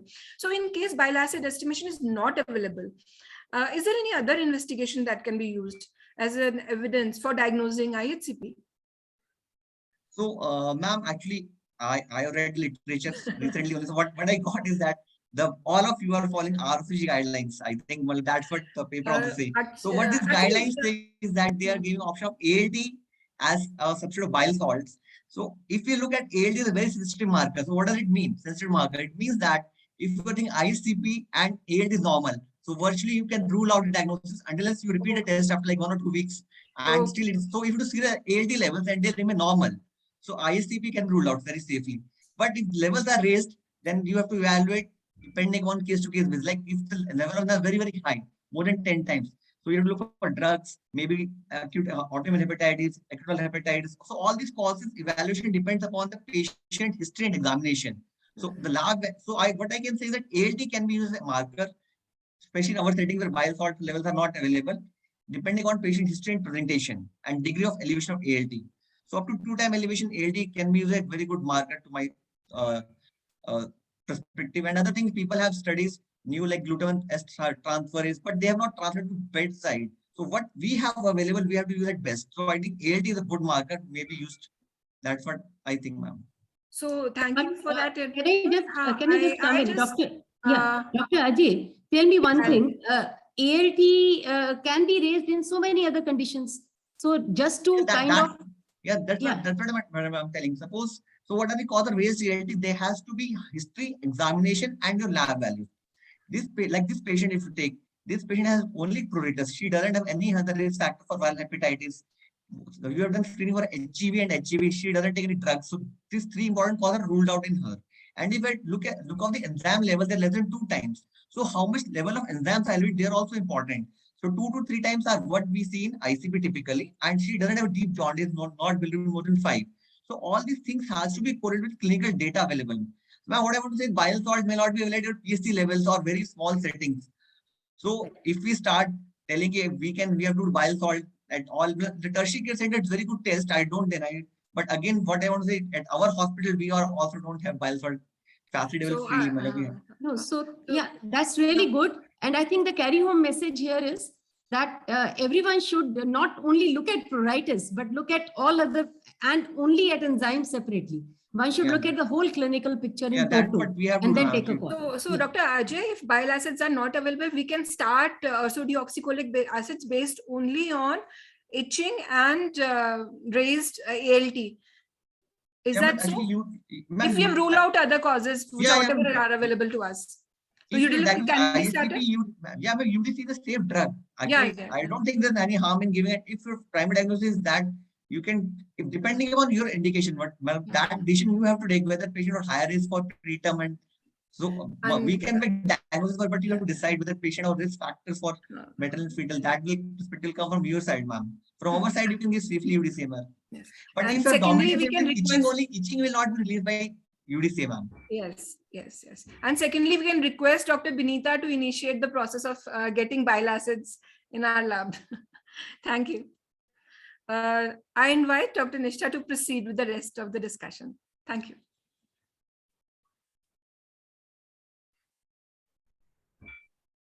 Okay, so now with the working diagnosis of...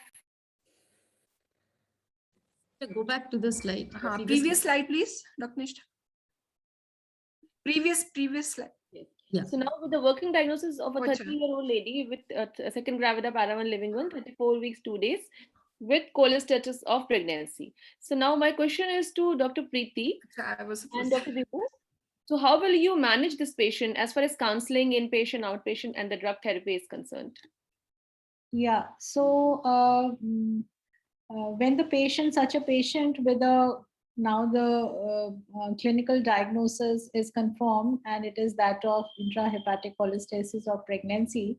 So first and foremost thing is to allay the anxieties of the patients, because usually these patients have intense pruritus So we would tell them that it is because of, it is related with their pregnancy and it's a specific problem which is going to be over as soon as the delivery takes place. So you have to be in the best, interest of the fetal, their baby's health.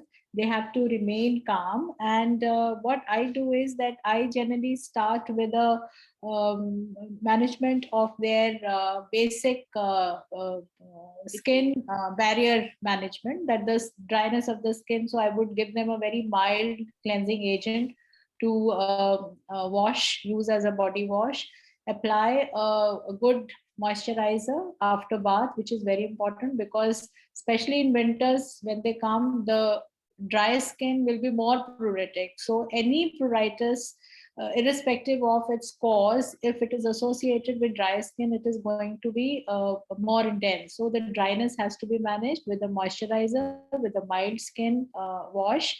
Then we make use of, as first lines, we make use of calamine lotion. And nowadays we have combination products which have calamine lotion along with pramoxine and menthol.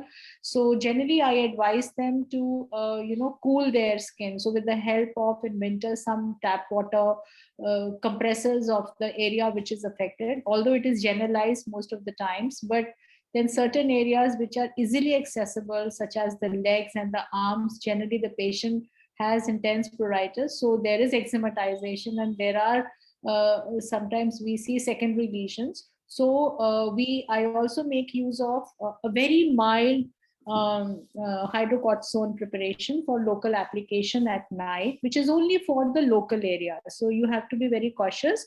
You have to tell the patient that this is not for all over the body, but it is only for the areas which are most pruritic and the lesions which are raised.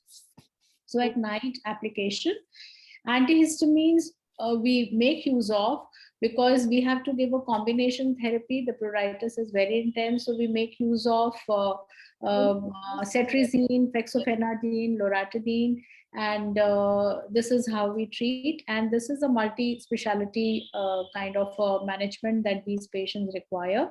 And we do not start from our end on UDCA. We refer these patients. We can add on the Yes. So going back to the history, one thing I would like to ask this patient in detail is whether her earlier pregnancy also had similar symptoms and in which week they started and what was the outcome of that pregnancy. Also, apart from the examination that we have already seen and was discussed, what are her fetal movements like? Her assessment and her satisfaction of her daily fetal movement count has to be taken into account when we are trying to assess a patient who now we have by exclusion labeled as IHCP. And also I would like to ask her if she has noticed any discoloration in her stool or urine, and progressively increasing pruritus as there. She has finally presented with so much intense pruritus, and despite the dermatologist's treatment, she has now been advised these set of tests which are showing some derangement. So definitely patient has a lot of questions on her side also. One of the markers that was missing in this LFT was the GGTP, which can also help us by knowing if this is an underlying liver disease, because that is an important part of counseling. Definitely the pruritus and the disturbance in the night sleep will be taken care of by the dermatologist's involvement, and patient feels very pampered with these creams that are given. But again, the basic cause has not been addressed. So patient needs to be told that this is a condition which is very specific to pregnancy. Also needs to be told that this is a common condition in pregnancy, that it is not something which will, which has to be monitored, which has to be carefully seen, that it can be addressed with medication, and we need to keep her in constant check. Her symptoms may not disappear overnight. She has to report if the symptoms are worsening. There may be some, repeated blood testing which is involved. And she also needs to be taken into confidence that there is some implication of this high bile acids that she is having. It is falling into the critical range that it can affect the baby. So she has to be clearly given a daily fetal movement record chart, and patient needs to present with this 46, we are going to initiate treatment, but I would initially like to call her weekly. Also, the ultrasound has been showing quite satisfactory growth of the baby. I think the Doppler part was missing in this. Maybe if she goes for another ultrasound in the near future, or if there's any indication, like for instance, she says decreased movements, then a biophysical assessment may be added to it. Would you like to start the ursodeoxycholic yes, acid? definitely. So coming to definitive treatment, she will need to be started on ursodeoxycholic acid. And we don't know her BMI, we don't know her weight, etc. But yes, the initial starting doses at these values, I would definitely initiate with 300 twice a day. Maybe I will increase to 300 twice a day if response does not come. And again, depending on patient's understanding of the symptoms and how much she's willing to reach out to and follow up, if she's non-compliant, does not have much sense, will not be able to monitor movements, maybe a case or has passed, some complication in her past history, then maybe a case of admitting and monitoring, but usually not. It's an OPD management with sort of importance laid on weekly visits, definitely, because so now we have given her the treatment for her itching. We have started for the UDCA, and the biochemical improvement will be usually seen within 3 to 4 weeks. Yeah. But what if she has intractable itching? So Dr. Vibhu can comment upon the role of phototherapy. So is there any role of phototherapy in cases of intractable itching? In intractable itching, I think, yes, we will need to add certain drugs, maybe from a medical point of view also, like it was mentioned, like, rifampin, etc. can be added, but it's still experimental. I am not used to doing dual treatment. Usually we are giving Udiliv, and we are finding that, yes, response is good, but yes, the dermatologist can definitely contribute to intractable itching. So for intractable itching per se, which is not due to ICP, definitely there are several modalities of treatment which we resort to, as you've just flashed that slide where it shows that dexamethasone, charcoal, and narrowband UVB therapy has been used, and it definitely helps in pruritus. But practically speaking, I'm not in favor of giving dexamethasone just for managing pruritus, because steroid itself, it can aggravate the hepatic disease. So that is a big no-no as far as we are concerned at our center. We do not give, we just make use of oral antihistamines.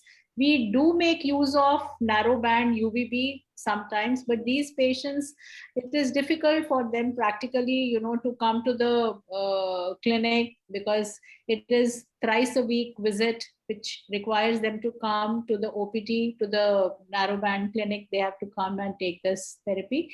We have never used rifampicin, and so all these modalities of treatment in ICP, we have never tried. Dr. Nisha, can you share the Cochrane review? Yeah, sure. The slide on Cochrane review. I think you will have to rush. This one. So, ma'am, you rightly said mainstay of treatment remains ursodeoxycholic acid, and the 2020 Cochrane review also found out that all these things there's insufficient evidence to find it. There are few studies, but grossly there is not sufficient evidence to use them. So you have to advise the patient properly while using these drugs. Now, next slide. Yeah, previous slide. Yeah, the PITCHES trial, Dr. Catherine has already talked.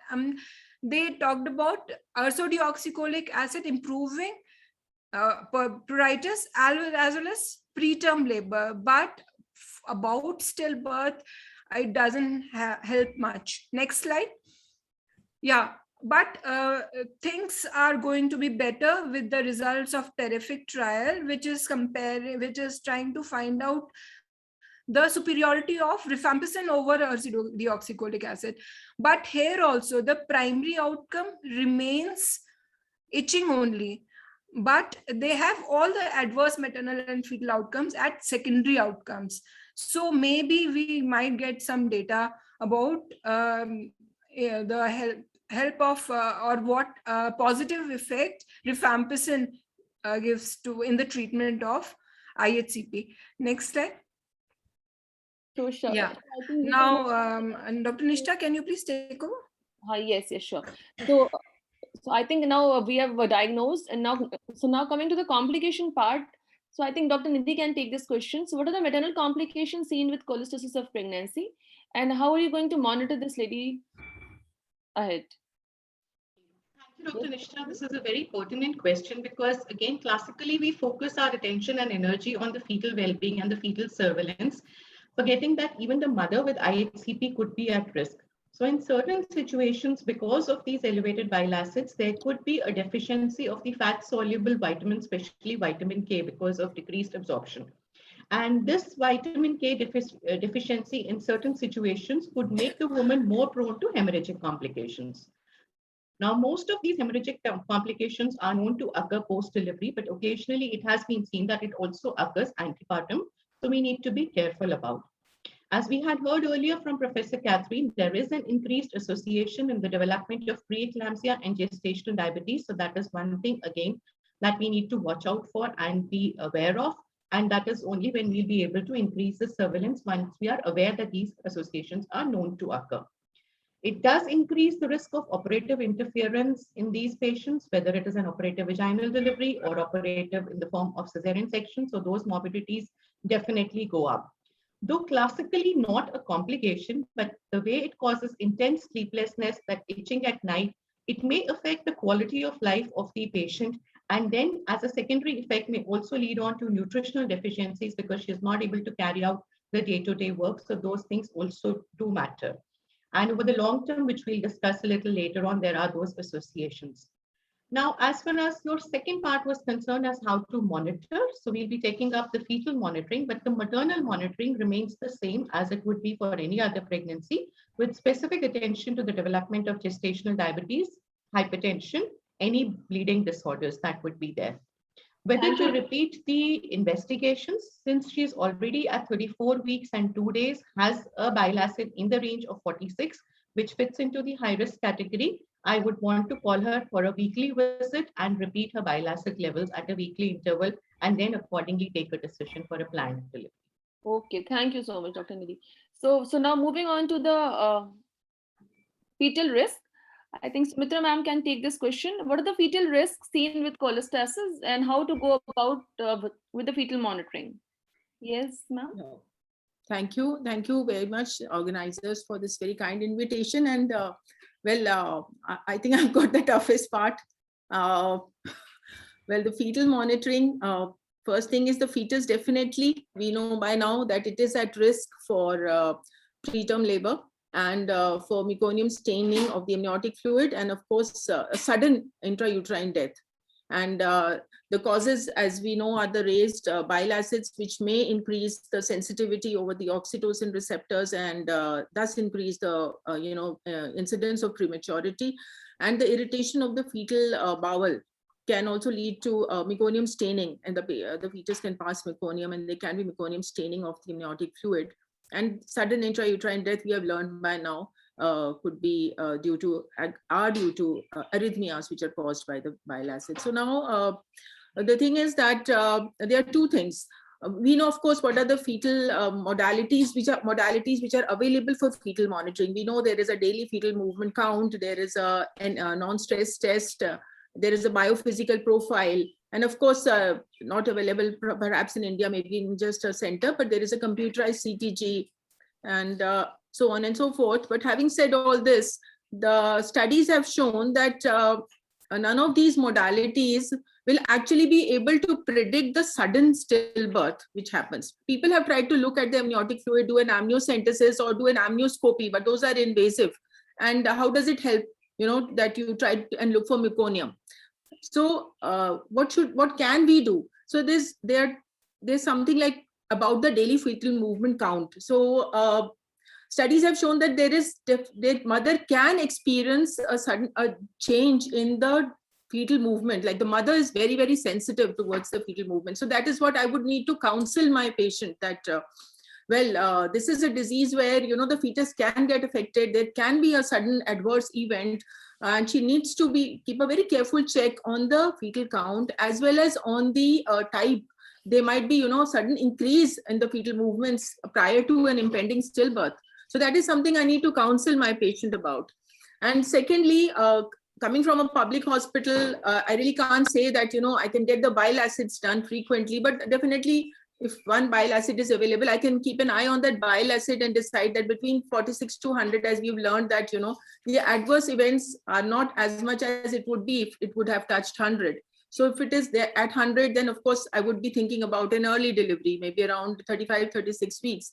But now here in this lady, it is around 46. So I think I can offer her a heightened fetal monitoring. Maybe I can offer her something weekly that she can come into us anytime, of course, if she perceives there's a change in fetal movements. Otherwise, she comes to us weekly. We can offer her a biophysical profile or a modified one with NST, though counseling her that, this will not be able to predict a sudden stillbirth. That we will not really be able to, but we can heighten our monitoring and keeping an eye on the bile acids. We can decide about the time of delivery. And regarding fetal echo, I think recently it was shared by Dr. Catherine also that maybe we can pick up the prolonged PR interval, but still I don't think that that way we are able to predict that this baby is going to have an impending stillbirth. So yeah, that's what I think I wanted to share. And regarding the termination, I think we can keep in mind the bile acids which has been shared, and also if there is unremitting pruritus, and if there are LFTs which are really shooting up, or if there is a previous history of stillbirth and this lady has had an ICP and there's been a stillbirth at a certain gestation, then I think that will be shared properly, the timing of delivery. Yeah. So yes. Thank you. So now moving to the correct timing of delivery, Dr. Preeti, when should delivery be planned in this patient? Yeah, so now 34 weeks we have done her complete assessment and LFT with bile acids. Now we are already talking that the enzymes and will take at least 3 to 4 weeks to settle. By that time, it is already time to take a decision. So don't think we can really rely on doing another bile acid. We should consider her already in the high risk area because her bile acids are showing more than 40 level, which we are considering as critical cutoff. Again, we don't know this is fasting or PP value. But since we have that knowledge that it is in a higher range, so we need to do intensive fetal monitoring as suggested by Dr. Sumitra. And at the moment, start counseling her that delivery will be planned around 37 weeks. Most guidelines will vary between 36, sometimes 30, even till 39. But again, they are using words like offering. So it's not a hard and fast rule that patient crosses 37 and you have to deliver her. You also have to see what is the head is fixing, because again, these are patients which are in the area of bile acid more than 40, already prone to preterm delivery also. So keep an eye open for that. It may not be that you actually reach 37 and plan to induce her. She may deliver much before that. And definitely she is one patient I would wish and pray she goes into labor on her own and I will not like to inhibit it. So keeping an eye, probably watching her more, every, if not 3 days, 5 to 7 days is important. See that the head is fixing. What is the Leica level? Look at the associated comorbidities like gestational diabetes or PP which can creep in. And also definitely counsel the patient that we will be looking at delivery at around 37 weeks. Because before that, I don't think there is point of reassessing bile acids, and there is not much clarity in guidelines also that even if you are getting a trend in transaminases or in bile acids, which is improving, is it okay to keep pushing and waiting for a natural birth? There is not much clarity on that. So it all depends on frequent assessment of the patient. Okay. Preeti, so I think here, if we look at the symptoms of the patient, and in case she can afford, then maybe weekly bile acids can be done. It will tell you the trend, supposing the bile acids are increasing and, she's already on Udilid. So the itching may not be an indicator of telling us whether the disease is progressing or not. So if possible, I think maybe addition of a bile acid may be better. No, isn't it? We can look at the trend, but again, like I said, that ursodeoxycholic acid will itself contribute to the total bile acid level. So, and ma'am, it is the peak levels of bile acids ever measured that are most useful. That is what she said earlier under the curve. So if the patient has had very high levels earlier, but now the levels reduce, so that doesn't mean the disease itself is improving, because the bile acids might be concentrated inside the baby and cause myocarditis and sudden birth, stillbirth. So basically, anytime previously the patient has had very high bile acids, then we need to think about termination. What do you think, Dr. Preeti? Yes, I agree with that, because one is cost monitoring, availability of those results. All this is also an issue. So just total dependency on how bile acids are moving and also their interpretation is a little tricky, because beyond 37, what are we waiting for? Not beyond 37, it is still 37 I'm talking about. Definitely not beyond 37. Yeah. Yes, right. But Okay, definitely I would like to take her till 37, provided my weekly assessments make me happy. So now moving ahead, as we are already running short of time. So I think Dr. Ashish, can you hear me? Thank you, Dr. Nishta. Nishtha, I think you can at least tell that, take us through that slide of timing. That is important. Yeah, that's very nice. So whenever the total serum bile acid levels are more than or greater than or equal to 100, we offer delivery at 36 completed weeks. And anytime between 34 to 36 weeks, if the levels are more than 100, we can even go ahead if there is history of excruciating and unremitting maternal pruritus, which is not relieved with pharmacotherapy. There is history of previous stillbirth before 36 weeks because of there is high recurrence rate of cholestasis. And if there is a pre-existing or acute hepatic disease with a clinical or laboratory evidence of a worsening liver functions. But there is a recommendation against preterm delivery at before 37 weeks, even in patients with a clinical diagnosis, but without lab confirmation of elevated serum bile acid levels.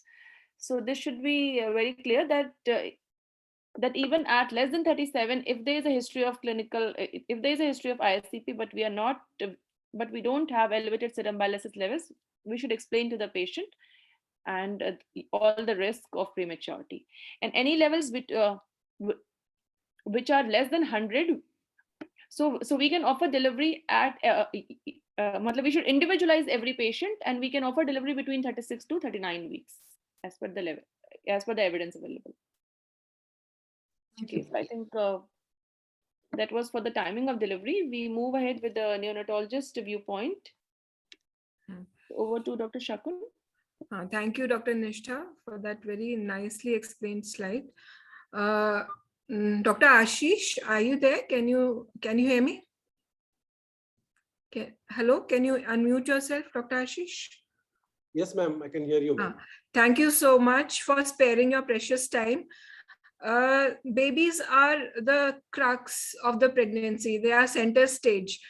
When they are fetus for the obstetricians, but as soon as they deliver, we forget about them. We hand them over to the neonatologist and we forget about them.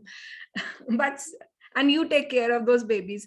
So is there any specific care and management or follow-up of these neonates which are born to these mothers with IHCP? And one more thing which is not written, then do the patients with IHCP at primary centers, they need to be referred to higher centers because of these possible complications in the babies, apart from prematurity? Like prematurity, yes. Yeah, as far as the first part of the question is concerned, ma'am, that do we need a specific postnatal surveillance for these babies? So it all depends on how aggressively, a surveillance has undertaken antenatal. As in the last 2 hours, we have been hearing that there are, still queries and the recommendations not clear about the antenatal surveillance also. Might it be the fetal echocardiography or might it be the fetal bile levels? So in case during the routine surveillance, if you find something which is abnormal antenatally, then definitely the neonatologist should be informed about that. And then we also, could add on to a close surveillance. Most of these complications which are mentioned, some of them are, short-term and also now long-term complications have been mentioned. So there's a very variable incidence of these, complications. You can see that it ranges almost from 7 to 25, 10 to 25, 20 to 30. So the variation is quite high among, and that tells us that we are dealing with apple and oranges, and every baby has a discrete, intrauterine environment. And there are a lot of vulnerability sites on the baby as well as on the bile acid levels, which eventually lead to, these morbidities. For example, I just did a small calculation taking the data of January from our hospital, that's the LNJP hospital attached to MAMC, And these IHCP cases are all of them. They may be symptomatic because we don't generally do the bile acid levels, as we have been hearing for the last 1 hour. So we had around 49 cases where the case sheets of the mother, it was mentioned as IHCP. Somewhere it was also a query IHCP. So maybe around 5% of the cases. So these 49 cases were there where maternal IHCP was diagnosed in some clinical form maybe. And there were non-IHCP cases which were 471. And now if you look at the neonatal outcomes, you can see that the mean gestation of these IHCP, babies born to IHCP mothers was 37.24 with a standard deviation of 2 and 28.2. And statistically, it is significant, even though the difference is only, like 1 week. The birth weight, there was no difference as far as the mean is concerned, but definitely the SGA babies were more in these babies who had IHCP. Similarly, there was a significant difference between the TTNB and MAS, which goes with the literature, that there is some amount of irritation to the gut, passage of meconium, and obviously the MAS would increase. And also there is some issues with the surfactant because of these bile acids, and some increase in the TTNBs. Now we exactly don't know that these TTNBs are basically transient respiratory distress. They may be just related to some amount of mild RDS, or they may also be related to some chemical pneumonitis, which we actually do not know. But what out of this small data, which definitely has a lot of limitations, we can tell that there is some affection as far as the respiratory morbidity is concerned, and there is some affection of gestational age. Postnatally, when these babies are born, in the asymptomatic babies, we do not have any surveillance protocol as such, but definitely if there is an antenatal history of variation in surveillance, maybe fetal height drop, maybe heart variability or something, then we would be more careful in monitoring these babies. But downline, after hearing to 3 years of 3 hours of IHCP, we may look at these babies doing their echos, getting their MPIs postnatally, and see if we can predict some of these babies, who would end up with some cardiac issues. But negligibly, there are no neonatal studies as such. So with this interest, maybe we can tell you something after a year or so by looking at these babies, that do they really need some early checklist or something, which the baby is born to a HCP mother, and we do a checklist for maybe respiratory and cardiac issues, and then see if these babies, in a prospective way, that how they behave. But as of now, we do not have a surveillance protocol.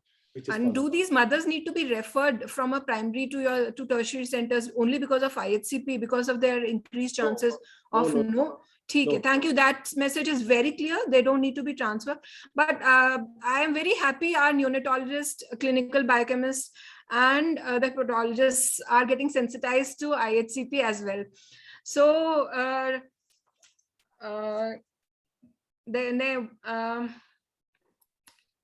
Dr. Sumitra, what postpartum follow-up advice would you like to give to this patient? So postpartum IHCP, there should be resolution of her symptoms. And so what we do is that we do get one LFT done. We don't have the bile acid as such in our hospital, though we are a large public hospital. So we look at the LFT. Postpartum per se, in 10 days postpartum, there may be a rise in transaminases also, so that may confound the issue, but mostly we've seen the LFTs declining, and the symptoms are there is remittance of the symptoms. She's relieved of her itching. If at all times the itching persists or the symptoms persist up to 6 weeks, then I suppose that we need to refer them to a gastroenterologist, because then there is some underlying hepatobiliary disease. And we need to counsel her that in the next pregnancy, definitely there is a risk of 70 to 80% of her developing ICP, and that she is at risk of cholestasis if she is using certain drugs which contain estrogen, the OCPs, the estrogen containing pills, and the progesterone methods or the non-hormonal methods of contraception can be offered to her. And of course, the IUDs can be offered to her. And as I said, the risk, of course, can be explained in the risk of hepatobiliary disease per se also. As we've learned that that risk is also increased, and especially also in her first degree relatives. And also, I think we should avoid drugs maybe like amoxicillin, which would, in the postpartum period, if we're thinking of giving her some antibiotics, maybe we should avoid these kind of drugs, which will, increase the cholestasis. And we can also give them some preconceptional counsel regarding the next pregnancy, that this will recur, and still she will have to have a close monitoring of next pregnancy if she plans. Yes. Thank you very much, Dr. Sumitra, for your elaborate discussion. Dr. Ajay, are you there? Hello? Yes, ma'am. Can you hear me? So it has been discussed that these women do require long-term follow-up. Can you just elaborate upon it and something about the genetic testing? Thank you. Sure, ma'am. Yeah, actually, ma'am, this concept of this following of the women after 6 weeks of delivery has come from the studies, primarily from the Finland. But the problem with those studies is that they are retrospective in the nature, and where they have taken a cohort of the patient and did this study. So if we have to give any of this guideline, I think what we can say is that if the recurrent cholestasis is occurring in multiple pregnancies, or if the first degree relative is being affected, then in that case, these patients may be followed up. Or if their LFTs are not improving, somebody who has first episode of ICP and doesn't have any other risk factor, then if complete improvement of symptoms occur, they may not be requiring the follow-up. The other way of looking at that, we should generate our own data and maybe we do prospective study in these patients. Yeah. And surely, ma'am. Genetic testing is still in research phase. We don't have our own data. Yeah, ma'am, actually the problem is that we don't, first of all, you have to know the frequency of this mutation in your own population.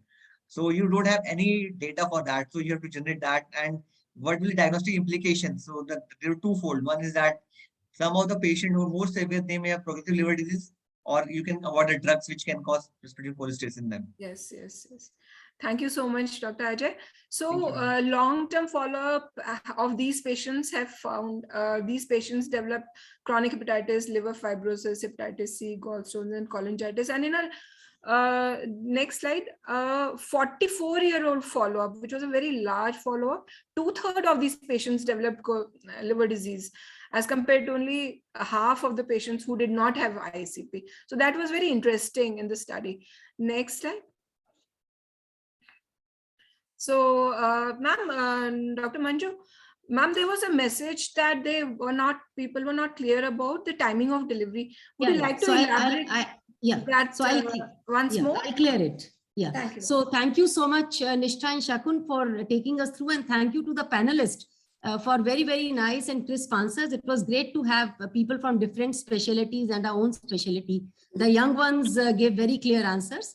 And I think these are the key, you can go back to the key messages only. And I'm sure Dr. Amrita and Dr. JB Sharma, when they give their expert opinions, they will take us through that.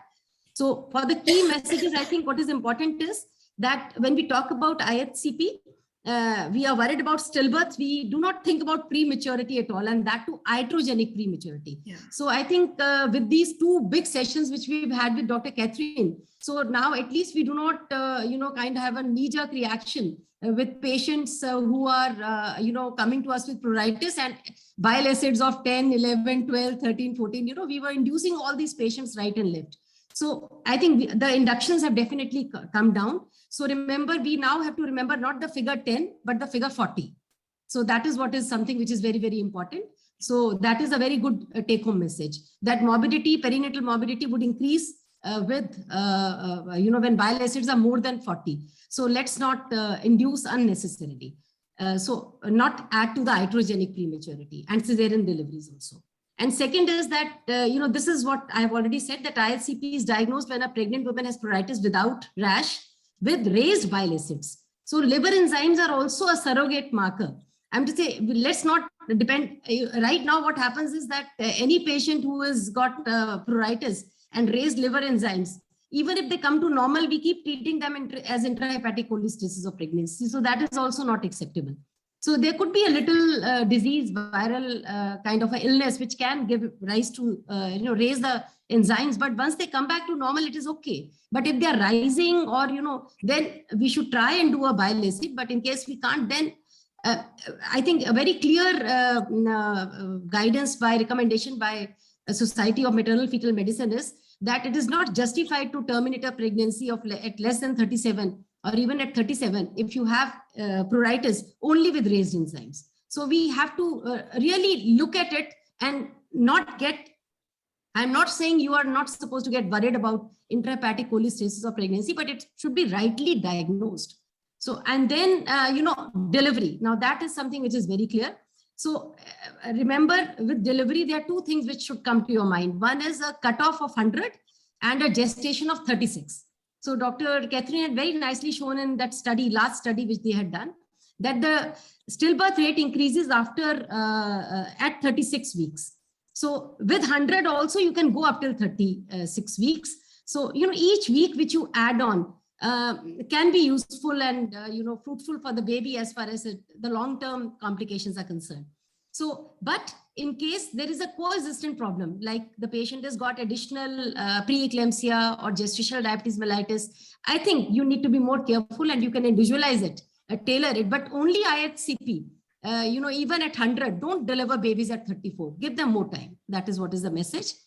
And then those who have less than 100, millimole per liter. So those are the ones who should be delivered between 36 and 39. Now, why does it say 39? Because you have a category who are 40 and you have a category who would be anything around, 10 to 20 or 25.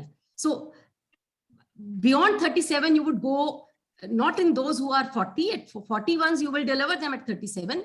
But when we are talking about taking them beyond is ones, those who have in the lower range, right? Maybe 10 to 20, because they are going to reset that lower level as well. So that is what is my message. And of course, long-term follow-up of these patients is very important. And I think a referral to hepatologist might become a norm. And I think this topic is very interesting because it is a good research topic. We all can get together and, kind of participate in this research. So now my request to Dr. Amita and then to Dr. JB for their final, expert comments. Over to you, Dr. Amita. Yeah, thank you, Dr. Manju, for such a wonderful CME and such a, it's a topic, focused topic, very interesting topic, and the knowledge about it is still evolving. We are really trying to understand about it. And in last 1.5 years, a lot of data has been collected, and now we have evidence to say what to do, what not to do. And I'll just reiterate few points which I noticed. You must remember that pruritus can precede the development of deranged liver functions and bile acid levels. Second, she also highlighted, Dr. Catherine, that intense severity of pruritus does not correlate well with the severity of the disease. This itching can be due to autotaxin. And so pruritus really, if it is too much, you should not think all the time the disease is very severe. And third, Dr. JB also mentioned in the chat box, what is the role of progesterones? We are giving left and right micronized progesterones for even in the start from the first trimester, empirically go till the mid trimester. And that has really increased the incidence of deranged liver function and caused itching.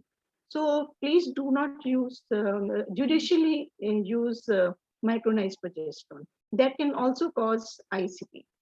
And during COVID time, we had observed that a lot of patients in labor room were being induced because of ICP. Then we realized it is COVID-induced hepatitis and not ICP. So always keep that in mind if you're dealing with a COVID patient.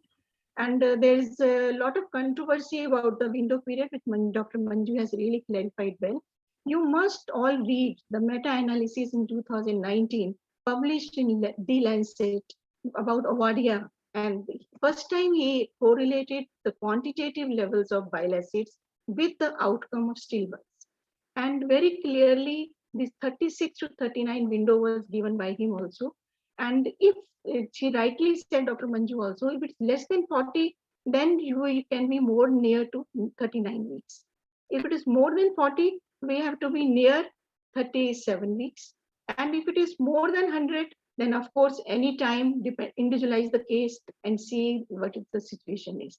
So that was about delivery. There was some controversy about hepatitis C. See, private setup, everybody they are doing hepatitis C in the initial workup, but in government hospital we are not doing it. So if at 6 weeks her LFT does not return to normal, think of hepatitis C or autoimmune hepatitis. So that is the message I would like to give. Thank you. It was wonderful. Thank you, Thank you for the opportunity. JB, over to you. Thanks for joining, JB from US. I appreciate that. And please go ahead. Yeah. Yeah. No, it's a real pleasure, and I was really mesmerized by the talk by Dr. Catherine Williamson at the beginning, and then by the you took the panel to such great heights, Manju. Congratulations to you, Sakun, and all. I think everything has already been discussed in the topic. There is not much for me to talk, but I certainly, I mean, as this progesterone point, I wanted to highlight, which Amita also said, that we should not left and right use it. Don't use it judiciously, not overuse it. Okay. And similarly, what I'm finding in clinical practice is the family history, past history of ICP is very, very significant. I saw, 3 sisters, all of them had it in all pregnancies. And then they had it very early. One patient even had at 18 weeks, and I had 22 weeks even. I mean, that in the family history. So I don't know, some genetic factors, do play a role, and definitely avoid using estrogen contraception for these patients, after that also. So this is very important. And already Manju has highlighted so beautifully that, the timing of delivery is very, very crucial. So of course, all these patients will require regular fetal monitoring. So depending upon that and depending upon bile acid levels, right, this patient, daughter of MP Lok Sabha, actually, she had 120 levels. And then I gave her this. So, though Catherine said that levels don't fall, but it fell actually almost to 25 or 30. So I took her to till almost, levels were 20 or 25 or so. So I took her to 39 weeks. But then she was having some issues. So I did a cesarean section that COVID also had manifested by that time with successful outcome. Baby is now 2-year-old, outcome. So the levels do fall with ursodeoxycholic acid. And as Dr. Vibhu also said, so they do require some, ursodeoxycholic acid remain drug of choice. So 300 milligram BD, or I tend to go up to 900 milligram in these patients. So 450 is also available. That is to be given. And some fexofenadine or some histamine has to be given for pruritus along with ursodeoxycholic acid, which is the drug of choice. And sometimes topical, calamine lotion or some other creams can also be useful. And regular monitoring, fetal monitoring is done, and then timing of the delivery. Cesarean is not routinely indicated, but because some patient may have meconium stain, fetal distress, or other high risk factor, then keep a low threshold. But no patient should be taken beyond 39 weeks. So post-term, absolute no, and preferably latest is 39 weeks. So the minute you label them ICP, at least deliver them by 39 weeks, if not earlier, depending on the condition. So thank you very much. I congratulate all of you for beautifully, illustrating this important topic of ICP. One point can I Thank say? you. Thank you, JB. So two more things which I would want to make. One is that, which Dr. Sumitra said, we must tell them to monitor their own babies. They do have some changes, and that is something which we should emphasize upon.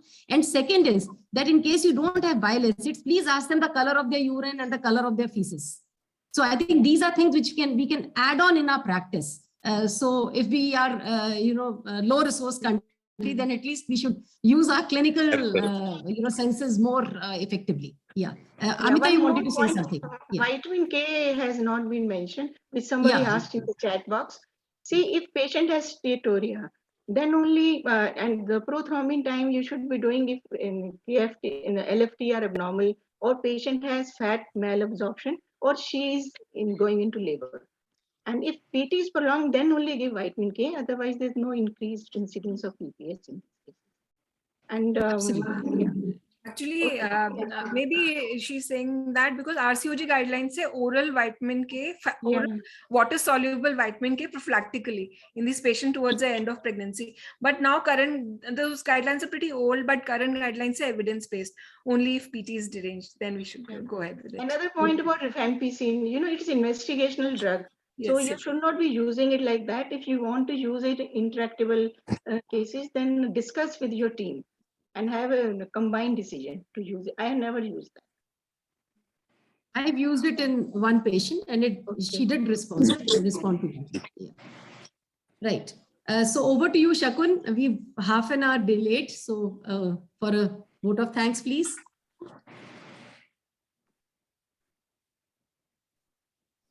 Who's going to give? Nishtha, do you want to please unmute yourself? So I can take this opportunity to thank first of all organizers for giving us this platform, and I would like to thank Manjupuri ma'am for helping us and sail through this panel. No, it was a good attempt. I must congratulate you, the young ones, to take over. And even the panelists were great. Yes. Both the moderators and the panelists did a great job. And I would like to express my heartiest thanks to the experts and the chairpersons and all other dignitaries on this platform. And once again, thank you everyone. Thank you all the delegates who have joined. And thanks to thank you for inviting us. Shivam, for the team, the virtual platform team who had kind of given the support, and Professor Catherine is just amazing. The amount of work she's done. I have to say, each time I listen to her, her talks would echo in my ears. And we really need to take some research forward as far as this is concerned. A collaborative, all medical colleges. JB, please take it forward. We all will participate. Yeah, I think, in last 9 months, we had a lecture in May. And in 9 months, so much new has come up now. Yes, and Ranjana, the way they do the research. Ranjana, thank you so much. I cannot thank you enough of bringing, people who are actually doing the work, interact with us. So I think it is very stimulating. Manju, thank you for organizing this. But what I'm thinking, we had that day a specialist speaking on hepatic failure. Did you hear that? I was very much there. You were there. So, how could I? No. Once again, we are going to call her. So let's have a CME on liver issues. Yes. And I already have that on my mind, Ranjana. Yeah, that's why. Lots of thanks. Good. Yeah. Anyway, so I think we call this meeting off now, and thank you all the delegates for being here. I'm to say we thoroughly enjoyed. Yeah. Thank you so much. Thank you, JB. Congratulations. Thank you very much. And congratulations, Manju, for such a brilliant organization. No, but JB, we need to take the research forward. So with definitely. I think we can plan a multi-center study in India. So definitely. I'm all for that. Yeah. Okay. Sure. Thanks, Ranjana. Thanks, Amrita. Thank you. Thank you, Dr. Nidhi, proud of you.